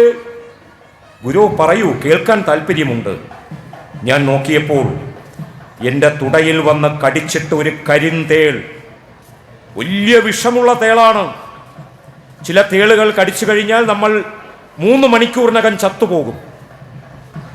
അങ്ങനെയുള്ള ചില തേനീച്ചയുണ്ട്, അങ്ങനെയുള്ള ഒരുപാട് ജീവികളുണ്ട്. ഞാൻ ഇങ്ങനെ നോക്കിയപ്പോൾ എനിക്ക് സഹിക്കാൻ പറ്റുന്നില്ല. ഇങ്ങനെ വെട്ടിപ്പിളർക്കുന്നത് പോലെ ആ വേദന ഇങ്ങനെ മുകളിലേക്ക് കയറുകയാണ്. എൻ്റെ മക്കളെ, നിവർത്തിയില്ലാതെ എന്നെ കടിച്ച് ഞാൻ തുട ഇങ്ങനെ അനക്കിയതും ഇങ്ങനെ ഇഴഞ്ഞു പോകുന്ന ആ കരിന്തേളിനെ ഞാൻ ഇങ്ങനെ സൂക്ഷ്മമായിട്ടൊന്ന് നോക്കി. ഇങ്ങനെ നോക്കി എൻ്റെ വേദനയുടെ കാഠിന്യം എൻ്റെ കണ്ണിലുണ്ടായിരിക്കാം. ആ കരിന്തേൾ ആ നിമിഷം തന്നെ അവിടെ പിടഞ്ഞ് ചത്തു. അങ്ങനെ ഒരു കൊലപാതകം ഞാൻ ചെയ്തിട്ടുണ്ട്. ഞാനൊരു ജീവചരിത്രത്തിൽ നിന്നും വായിച്ചെടുത്തതാണ്. ഗുരുദേവന്റെ കണ്ണിൽ നിന്നും ഇറങ്ങി വന്ന ആ കിരണങ്ങളുടെ ശക്തി താങ്ങാതെ, യോഗിയാണ്, മഹായോഗിയാണ്. അത് യോഗശാസ്ത്രപ്രകാരം സംഭവ്യമാണ്. നമുക്കങ്ങനെ കഷ്ടപ്പെടാനുള്ള ധൈര്യമില്ലാത്തത് കൊണ്ടാണ്. അങ്ങനെ ആരും കഷ്ടപ്പെടണമെന്ന് ഗുരു ഉപദേശിച്ചിട്ടുമില്ല. അത് എല്ലാവർക്കും സാധ്യമല്ല. അങ്ങനെ ഞാൻ വല്ലാത്ത രീതിയിൽ എങ്കിലും നീ എന്നെ കടിച്ചല്ലോ എന്നാലോചിച്ച് നോക്കിയപ്പോൾ എൻ്റെ രൂക്ഷമായ നോട്ടം കൊണ്ടായിരിക്കാം ആ കരിന്തേൾ ആ ക്ഷണം ചത്തുപോയി. എന്തൊരു വലിയ ഗുരുവാണ് എന്ന് ആലോചിക്കുക. അറിയാതെ ചെയ്തു പോയ ഒരു നോട്ടത്തിൻ്റെ ഫലമായി കൊല്ലപ്പെട്ട ഒരു കരിന്തേളിനെ ചൊല്ലി ജീവിതാന്ത്യം വരെയും പശ്ചാത്തപിച്ച ഒരു മഹാഗുരുവാണ് ഈ മണ്ണിൽ വന്ന് കോലത്തുകരക്കുടി കൊണ്ടരുളും ബാലപ്പിറ ചൂടിയ വാരിധിയേ എന്ന് വിളിച്ചത്. ആ ബാലപ്പിറ ചൂടിയ വാരിധി ഇന്ന് യുദ്ധക്കളങ്ങളായിക്കൊണ്ടിരിക്കുന്നു. ഓരോ രാജ്യത്തിൻ്റെയും സമുദ്രാതിർത്തികൾ ഈ നാടിൻ്റെ കിരാതന്മാർ ചേർന്ന് കൈയടക്കുകയാണ്. അതുകൊണ്ട് നമ്മുടെ അടുക്കളയിൽ സ്റ്റൗ കത്താത്ത തരത്തിൽ നമ്മൾ ഭീഷണി നേരിടുന്നു. കടലിടുക്കുകളെല്ലാം ക്രൂരന്മാർ പല കാരണങ്ങളാൽ അടച്ചുപൂട്ടുന്നു. അടയ്ക്കുന്നവരാണോ, അടയ്ക്കാൻ പിന്നിൽ നിന്ന് പ്രവർത്തിക്കുന്നവരാണോ കുറ്റം ചെയ്തത് എന്ന് ചർച്ചാ വിഷയം വേറെയാണ്. പക്ഷേ ഗുരു വിളിച്ച ബാലപ്പിറ ചൂടിയ വാരിധി പോലും ഈ വർത്തമാനകാലത്തിൽ അശാന്തിയുടെ തിരമാലകൾ കൊണ്ട് നിറയുകയാണ്. ആയതിനാൽ ഗുരു മുങ്ങിയെടുത്ത ശങ്കരൻ കുഴി ഇപ്പോഴുമുണ്ട്. പക്ഷേ നെയ്യാറിൻ്റെ വെള്ളം കുമ്പിളിൽ കോരി കുടിച്ചാൽ നമുക്ക് ഉദര രോഗമുണ്ടാകും. കരമനയാറുണ്ട്, കുടിക്കാൻ വയ്യ. ചാലിയാറുണ്ട്, വയ്യ. വാമനപുരമാറുണ്ട്, വയ്യ. കുന്തിപ്പുഴയുണ്ട്, വയ്യ. പമ്പാ നദിയുണ്ട്, എല്ലാം കെട്ടുനാറി കിടക്കുകയാണ്. ഗുരു പറഞ്ഞ ഇരുട്ട് ഞങ്ങളെ വല്ലാതെ ബാധിച്ചിരിക്കുകയാണ്. മനുഷ്യന്റെ മൗലികവാദവും മനുഷ്യരായിട്ടുള്ളവരെല്ലാം വീണ്ടും ജാതിയുടെ ദുർഭൂതങ്ങളെ തൻ്റെ ജാതി പേരിൻ്റെ കുടത്തിൽ നിന്ന് തുറന്നുവിടുന്ന തരത്തിൽ തരംതാണിരിക്കുന്ന കക്ഷി രാഷ്ട്രീയ പ്രവണതകളും വിട്ടുമാറാത്ത ഇരുട്ടായി നമ്മളെ കുണ്ടിലേക്കും കുഴിയിലേക്കും കാലുതെറ്റി തലകുത്തി വീഴാൻ നമ്മളെ നിരന്തരം ദുഷ്പ്രേരണ ചെയ്തുകൊണ്ടേയിരിക്കുന്നു. നറുനെയ്യാറേ കാലത്തിൻ ചുടു കണ്ണീർ ചാലായി തീരരുതേ.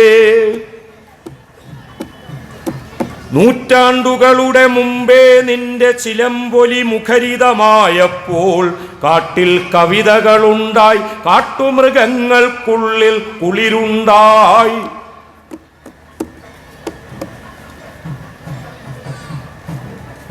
ആ കരമനയാർ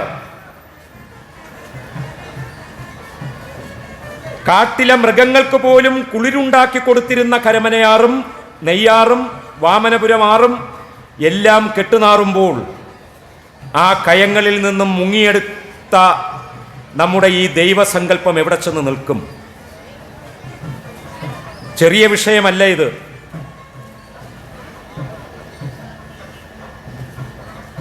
കരമനയാറേ നറുനെയ്യാറേ വാമനയാറേ പമ്പാ നദിയേ ഐ പേരാറേ ഐ പെരിയാറേ, ഓൾഗ നദിയേ, യാങ്സി നദിയേ, ലോകത്തുള്ള എല്ലാ നദികളും മനുഷ്യന്റെ ജീവസംരക്ഷകരാണ് എന്ന ആയുർവേദ ശാസ്ത്രത്തിൻ്റെ അടിസ്ഥാന തത്വം ഗ്രഹിച്ച ഗുരുദേവൻ കരയുന്നതാണ് ഇവിടെ മഴയായി പെയ്തുകൊണ്ടിരിക്കുന്നത്. ഈ കുട്ടികൾ എന്താ ചെയ്യുന്നത്? ഈ കൊച്ചുകുട്ടികൾ എങ്ങനെ വെള്ളം കുടിച്ച് ജീവിക്കും? ഇവരെന്താ ഈ കാണിക്കുന്നത്? വിദ്യ ചെയ്യാനും വ്യവസായം ചെയ്യാനും ഞാൻ പറഞ്ഞു.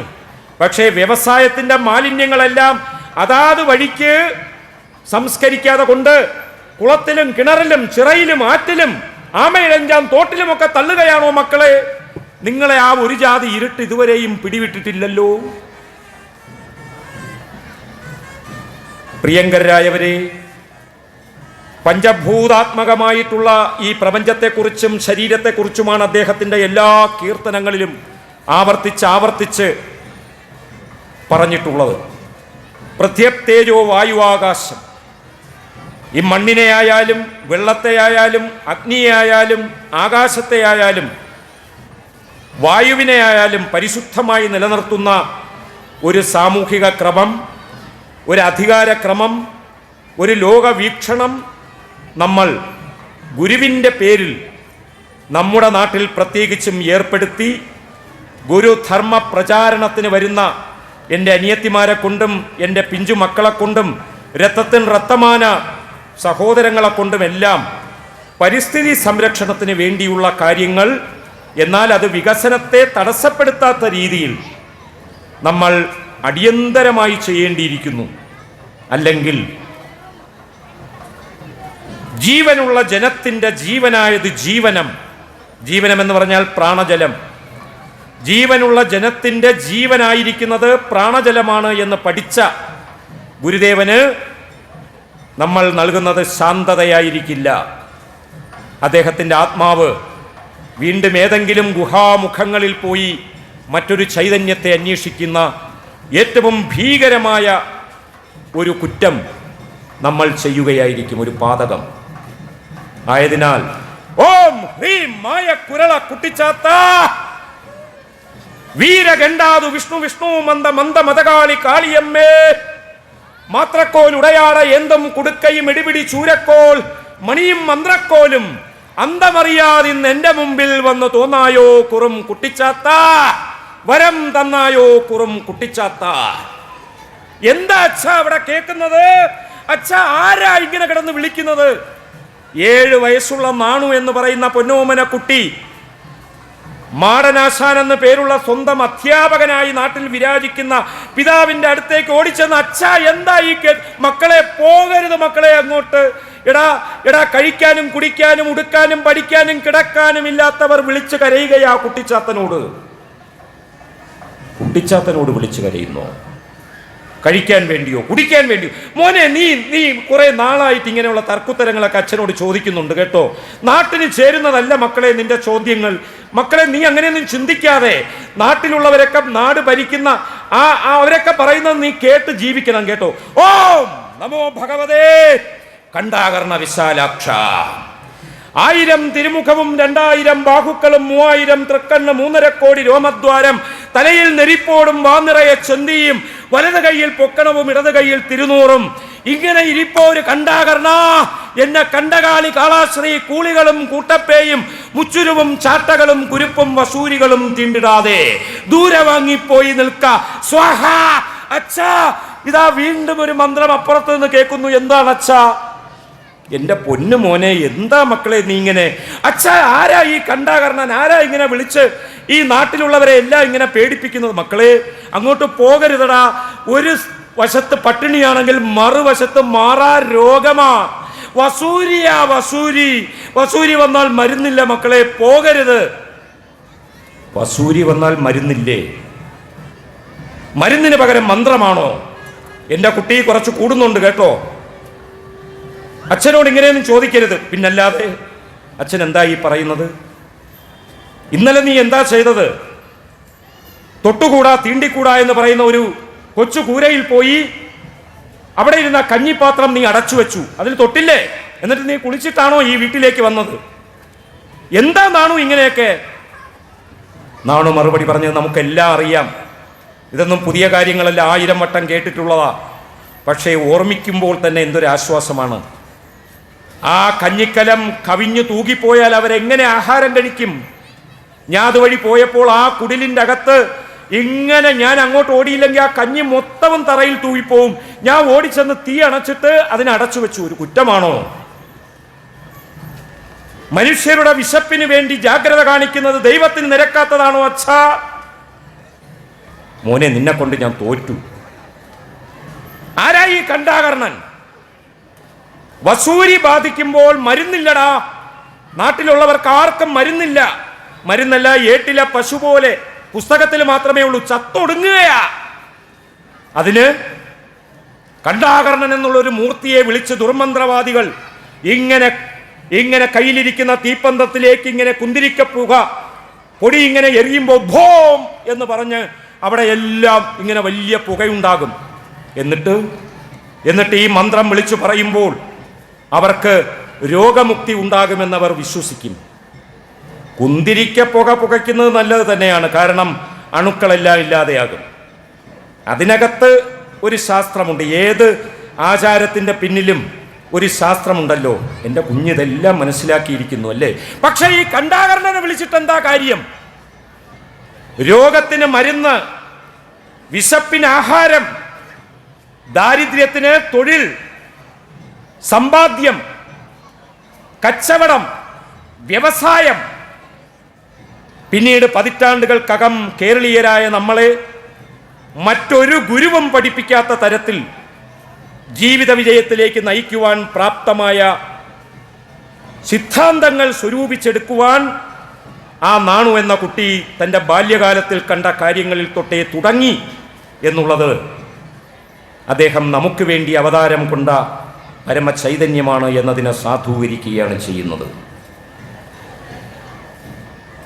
ഇപ്പോൾ കൊറോണ വീശിയടിച്ചപ്പോൾ ഒരു കണ്ടാകർണനെയും വിളിക്കുന്നത് ഞാൻ കേട്ടില്ല. നീ ഏതെങ്കിലും വീട്ടിലാരെങ്കിലും രഹസ്യമായി ചെയ്യുന്നെങ്കിലേ ഉള്ളൂ. പട്ടിണി കിടക്കുമ്പോൾ ഒരു കുട്ടിച്ചാത്തനെയും വിളിക്കുന്നത് ഞാൻ കേൾക്കുന്നില്ല. കേരളത്തിന്റെ ഈ ആധുനികതയെ പടുത്തുയർത്താൻ ഗുരു പഠിപ്പിച്ചത് മന്ത്രത്തിന് പകരം മരുന്ന്,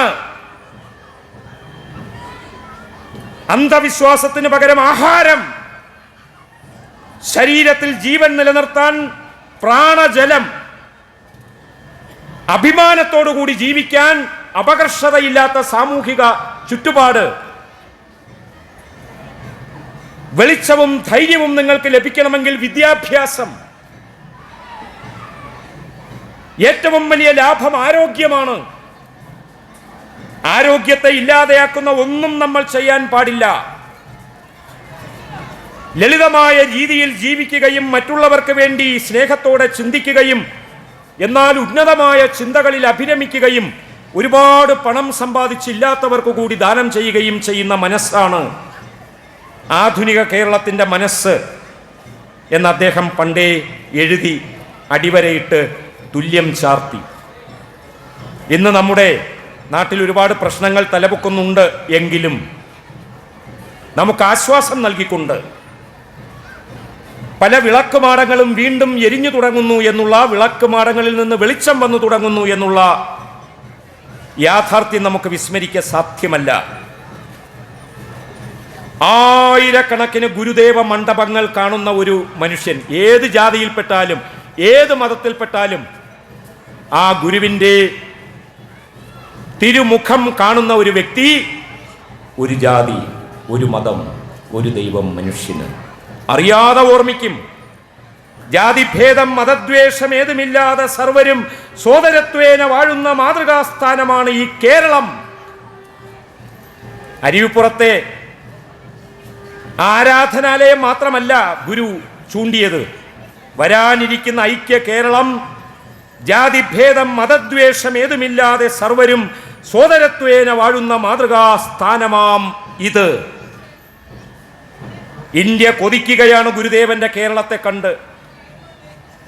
അതുകൊണ്ട് ഗുരുദേവന്റെ കാലോചിതമായ ഉപദേശങ്ങളും നിർദ്ദേശങ്ങളും വ്യവസായവൽക്കരണ തത്വങ്ങളും വിദ്യാഭ്യാസ നിഷ്കർഷണങ്ങളും എല്ലാം മലയാള ഭാഷ അറിയാതെ ഇന്ത്യയിൽ അടിഞ്ഞുകൂടി കിടക്കുന്ന 139 കോടിയോളം മനുഷ്യരിലേക്ക് എത്തിക്കുക എന്നുള്ളതാണ് ഈ കോലത്തുകരയിൽ കുടികൊള്ളുന്ന ഗുരു ചൈതന്യവും ഗുരുവിൻ്റെയും ഗുരുവായി ഗുരു ആരാധിച്ച ഈ ശിവശക്തി ചൈതന്യവും നമ്മളിൽ ഏൽപ്പിക്കുന്ന ഉത്തരവാദിത്വം. എളുപ്പമാണത്. നമുക്ക് പണത്തിന് കുറവില്ല. പണമില്ലാത്ത ഒരുപാട് പേർ കഷ്ടപ്പെടുന്നുണ്ട്, അതൊരു യാഥാർത്ഥ്യമാണ്. പക്ഷേ പണമുള്ള എത്രയോ പേരുണ്ട്, കോടീശ്വരന്മാർ. അവരിലുള്ള നന്മയെ ഉണർത്തി ഗുരുവിൻ്റെ കാലത്തിന് ചേരുന്ന ഉപദേശങ്ങളല്ലാതെ അദ്ദേഹം ഒന്നും തന്നിട്ടില്ല. എല്ലാ ഉപദേശങ്ങളും കാലത്തിന് ചേരുന്നതാണ്. ഒരൊറ്റ ഉപദേശം പോലും മാറ്റിവെക്കാനില്ല. അങ്ങനെ ഗുരുധർമ്മ പ്രചാരണാർത്ഥം നിങ്ങൾ എന്നെ വിളിച്ചാൽ ഞാൻ ഏറ്റവും ആദ്യം നിൽക്കുന്നത് ഞാനായിരിക്കും. ഒന്ന് കൈയടിച്ചേ, ഒന്ന് കൈയടിച്ചേ, ഇനിയും കൈയടിച്ചേ, ഒന്ന് ചേർന്ന് ഒരൊറ്റക്കെട്ടായി വീണ്ടും കൈയടിച്ചേ, ഒന്ന് കൈയടിച്ചേ, ഇനിയും കൈയടിച്ചേ, ഒന്ന് ചേർന്ന് ഒരൊറ്റക്കെട്ടായി വീണ്ടും കൈയടിച്ചേ, മഴയ്ക്ക് കൈയടിച്ചേ, പുഴയ്ക്ക് കൈയടിച്ചേ, മാരി വില്ല് മാലയിടും മലയ്ക്ക് കൈയടിച്ചേ, മക്കളെ ആടി കൈയടിച്ചേ, പാടി കൈയടിച്ചേ, കാറ്റിലോളം തുള്ളി തുള്ളി കറങ്ങി കൈയടിച്ചേ, കളിച്ച് കൈയടിച്ചേ, ചിരിച്ച് കൈയടിച്ചേ, കേരളീയരായി നിന്ന് ഞെരിച്ച് കൈയടിച്ചേ, മക്കളെ ഒന്ന് കൈയടിച്ചേ, ഇനിയും കൈയടിച്ചേ, ഒന്ന് ചേർന്ന് ഒരൊറ്റക്കെട്ടായി വീണ്ടും കൈയടിച്ചേ, വീണ്ടും വീണ്ടും കൈയടിച്ചേ.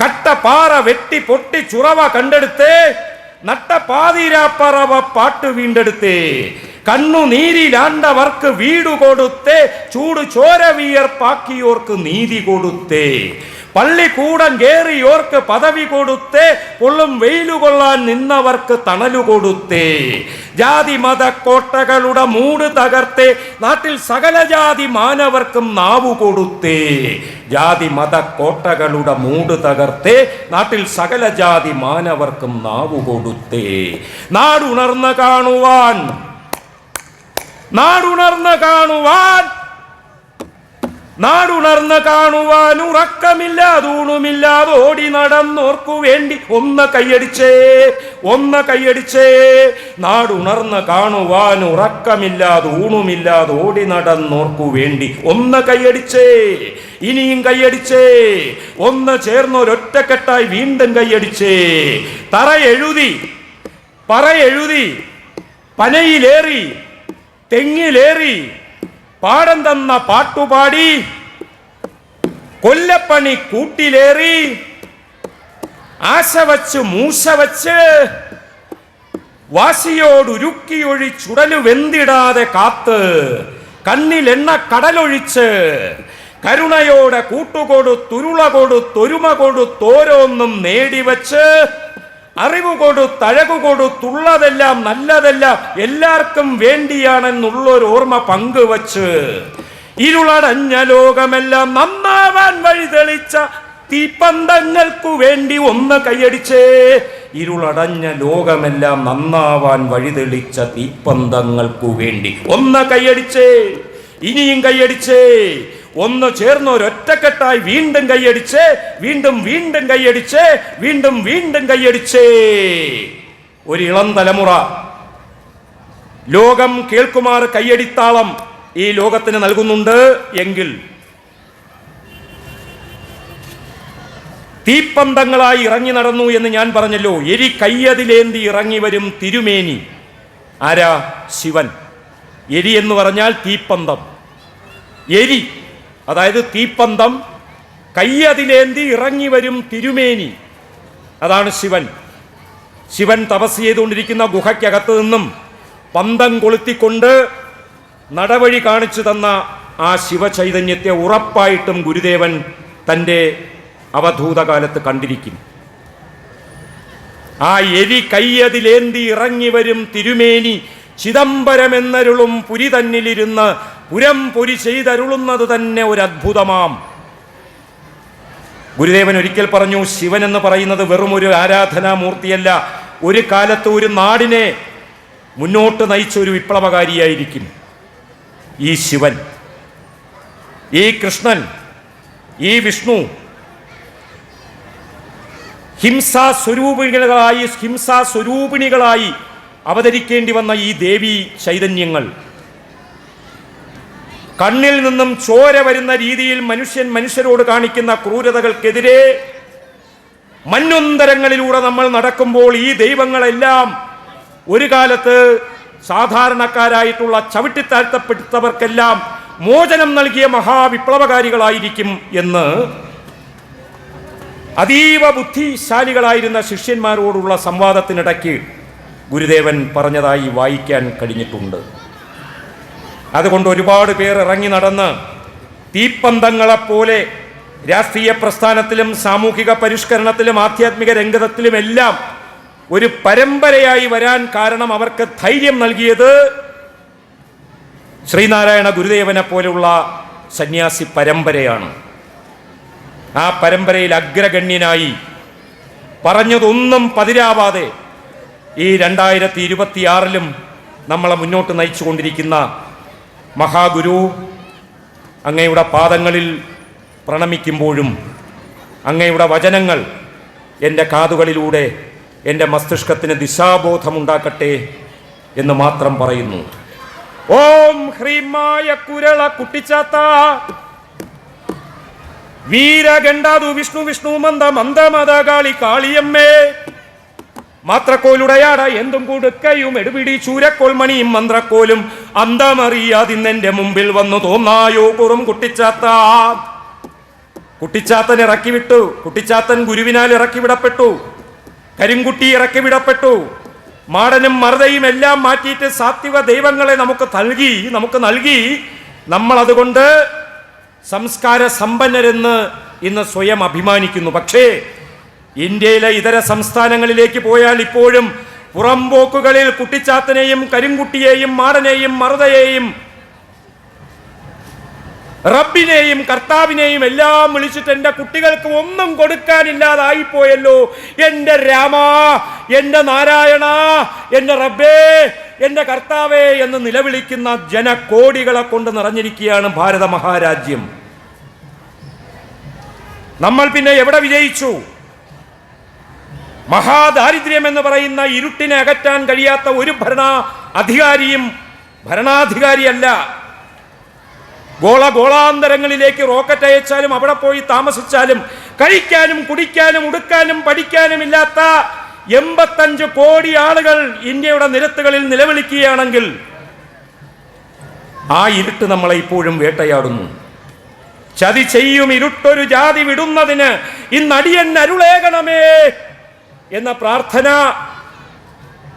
പതിറ്റാണ്ടുകൾ കഴിഞ്ഞിട്ടും ഇന്ന് നമ്മുടെ ലോകത്ത് മുഴങ്ങിക്കൊണ്ടേയിരിക്കുന്നു. 33 കോടി ദേവഗണത്തിനും 3 വട്ടം കൊടുതിയാടി കണ്ണു നിറഞ്ഞ കരള് നിറഞ്ഞെന്ന് മുന്നാഴി വിത്ത് കുഴിച്ചുമൂടി തളിരിട്ടില പൊട്ടിത്തഴച്ചതിലങ്ങനെ കായും കനിയും കൊതിച്ചു ഞങ്ങൾ. അടിമുടി വാടിക്കരിഞ്ഞൊര വല്ലിയിൽ 1000 താരണി ചില്ലതായോ, കായും കനിയും ചൊരിഞ്ഞുതായോ, തന്നായോ കുറും കുട്ടിച്ചാത്ത.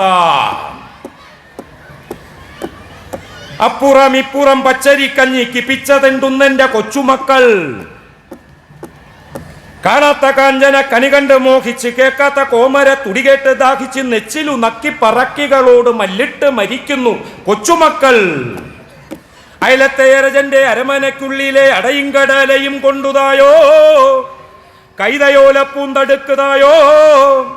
അയലത്തെ എറജന്റെ അരമനയ്ക്കുള്ളിലെ അടയും കടലയും കൊണ്ടുതായോ, കൈതയോലപ്പൂന്തടുക്കുതായോ, തന്നായോ കുറും കുട്ടിച്ചാത്ത.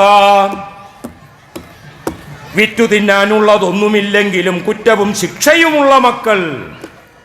കറ്റമെതിച്ച് കിതച്ചവരെങ്കിലും കൊറ്റു കിട്ടാത്തവർ കൊച്ചുമക്കൾ. ഒറ്റിക്കൊടുക്കുവാനെത്തുന്നു ചുറ്റിലും കത്തിയും കല്ലും കരിമ്പുകയും. വെട്ടിപ്പിടിക്കുവാൻ ഞങ്ങൾക്ക് ചോരയിൽ വെട്ടവും വീര്യവും കൊണ്ടുതായോ, വിത്തവും വിദ്യയും കൊണ്ടുതായോ. വെട്ടിപ്പിടിക്കുവാൻ ഞങ്ങൾക്ക് ചോരയിൽ വെട്ടവും വീര്യവും കൊണ്ടുതായോ, വിത്തവും വിദ്യയും കൊണ്ടുതായോ, തന്നായോ കുറും കുട്ടിച്ചാത്ത. കണ്ടോ എരി ഇറങ്ങി വരുന്നത് കണ്ടോ, തീപ്പന്തം. കള്ളവും നിങ്ങളുടെ കൊള്ളയും കൊണ്ടോരോ കൊള്ളത്തരങ്ങളായി മാറി ഞങ്ങൾ. എള്ളോളം പോന്ന കുടിപ്പക മുത്തരും കൊല്ലും കൊലയ്ക്കും ഇറങ്ങി ഞങ്ങൾ. ഓടവെള്ളം കുടി ചോരത്തുറങ്ങുന്ന നേരത്ത് പുത്തൻ പുടവതായോ, കട്ടിലും തൊട്ടിലും കൊണ്ടുതായോ. ഓടവെള്ളം കുടി ചോരത്തുറങ്ങുന്ന നേരത്ത് പുത്തൻ പുടവതായോ, കട്ടിലും തൊട്ടിലും കൊണ്ടുതായോ, തന്നായോ കുറും കുട്ടിച്ചാത്ത. ഇങ്ങനെ നിലവിളിക്കുകയാണ് ഇന്ത്യയിലെ ജനകോടികൾ. ഗുരുദേവാ, പരമഗുരുദേവാ, അങ്ങിത് കേൾക്കുന്നുണ്ടല്ലോ. കേരളത്തിൽ ആ നിലവിളിയില്ലാതെയായി. ചെറിയ ചെറിയ പ്രശ്നങ്ങളേ ഉള്ളൂ, അത് ഞങ്ങൾ ഇല്ലാതെയാക്കും. ആ മനുഷ്യരെ കൂടി ഞങ്ങൾ ഉയർത്തിയെടുക്കും. എൻ്റെ പരമഗുരുദേവാ, ഈ വേദങ്ങളെല്ലാം പുഷ്പിച്ച ഈ ഭാരത രാജ്യത്ത് കുട്ടിച്ചാത്തനെയും മാടനെയും മർദ്ദയെയും അങ്ങനെയുള്ള പുറമ്പോക്ക് ദൈവങ്ങളെ വിളിച്ച് തലയിട്ടടിക്കുകയാണ് കുട്ടികൾക്ക് ആഹാരം കൊടുക്കാനും ആരോഗ്യത്തോടെ ജീവിക്കാനും കൊല്ലപ്പെടാതെ കഴിയാനും നിവർത്തിയില്ലാത്ത ജനകോടികൾ.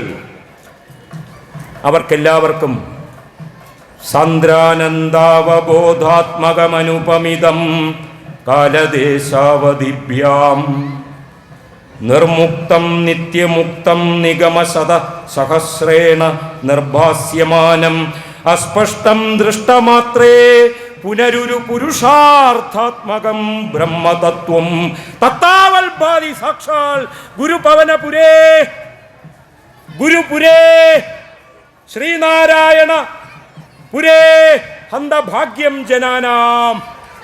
ശ്രീനാരായണ ഗുരുദേവൻ ആദിമകാലത്ത് ജീവിതാദി കാലത്ത് ഇറങ്ങി നടന്ന് നല്ല ഉപദേശങ്ങൾ നൽകിയ ഈ പുണ്യഭൂമി ഇവിടെ തന്നെ വരാൻ കാരണം ഹന്തഭാഗ്യം ജനാനാം, ഇവിടെ അധിവസിക്കുന്ന നമ്മുടെ മഹാഭാഗ്യമെന്നല്ലാതെ മറ്റൊന്നും പറയാനില്ല. ഗുരു നമുക്ക് കൊളുത്തിത്തന്ന എരിയുണ്ടല്ലോ, എരി എന്ന് പറഞ്ഞാൽ ആ തീപ്പന്തം, എല്ലാവർക്കും ലഭിക്കുന്ന വെളിച്ചത്തിൻ്റെ തീപ്പന്തം. ആ തീപ്പന്തം ചോര തുടിക്കും ചെറുകൈയുകളെ പേറുക വന്നീ പന്തങ്ങൾ. ഏറിയ തലമുറ ഏന്തിയ പാരിൻ വാരൊളി മംഗള കന്തങ്ങൾ. പണ്ടു സുരാസുരർ കൂടി ക്ലേശിച്ച നഴികടഞ്ഞൂരമൃതായി നേടിയെടുത്ത തീപ്പന്തം ഇളം തലമുറയിലേക്ക് കൈമാറാൻ നമ്മൾക്ക് ഗുരുവിൻ്റെ വെളിച്ചത്തിൽ ജീവിക്കാം. ഗുരു പറയാത്ത കാര്യങ്ങൾ ഒന്നുമില്ലാത്തത് കൊണ്ട് ഗുരു പറഞ്ഞ മാർഗത്തിലൂടെ സഞ്ചരിക്കാം. ഇഷ്ടമുള്ള ആഹാരം നിങ്ങൾ കഴിച്ചോളൂ, പറ്റുമെങ്കിൽ കൊല്ലാതെ ജീവിക്കൂ എന്നേ ഗുരു പറഞ്ഞുള്ളൂ. കൊല്ലാവ്രതം പറ്റുമെങ്കിൽ നല്ലതാണ്. ഒരിക്കൽ ഗുരു പറഞ്ഞു, കുട്ടികൾക്ക് മീനും ഇറച്ചിയും കൊടുക്കരുത്, അവർക്ക് സസ്യാഹാരം കൊടുക്കണം. അതെന്താ ഗുരു? മീനും ഇറച്ചിയും കൊടുത്താൽ അതിനാ രുചി കൂടുതൽ. പിള്ളേർ പിന്നെ പറയും അത് മതിയെന്ന് പറയും. കണ്ടോ, ഗുരു ദൈവത്തെ ഏതെങ്കിലും രീതിയിൽ തമസ്കരിച്ചല്ല നമ്മളെ വളർത്തിയത്. ശാസ്ത്രബുദ്ധി, നാവിന് രുചി നൽകുന്നത് മീനും ഇറച്ചിയുമാണ്. അത് നമ്മുടെ കുട്ടികൾക്ക് ആശ്രമത്തിലുള്ളവർക്ക് കൊടുത്തു കഴിഞ്ഞാൽ പിള്ളേർ പറയും ഞങ്ങൾക്ക് നോൺ വെജ് മതി, അത് കൊടുക്കരുത് എന്ന് ഗുരു ഉപദേശിച്ചിട്ടുണ്ട്. അതിന് കഴിവുള്ളവർ, എനിക്കത് കഴിയുന്നില്ല കേട്ടോ, തുറന്നു പറയണമല്ലോ. ഞാൻ മീനും ഇറച്ചിയും മുട്ടയും ഒക്കെ നന്നായിട്ട് കഴിക്കുന്നതാണ്. എൻ്റെ അച്ഛൻ ആയുർവേദ വൈദ്യനാണ്.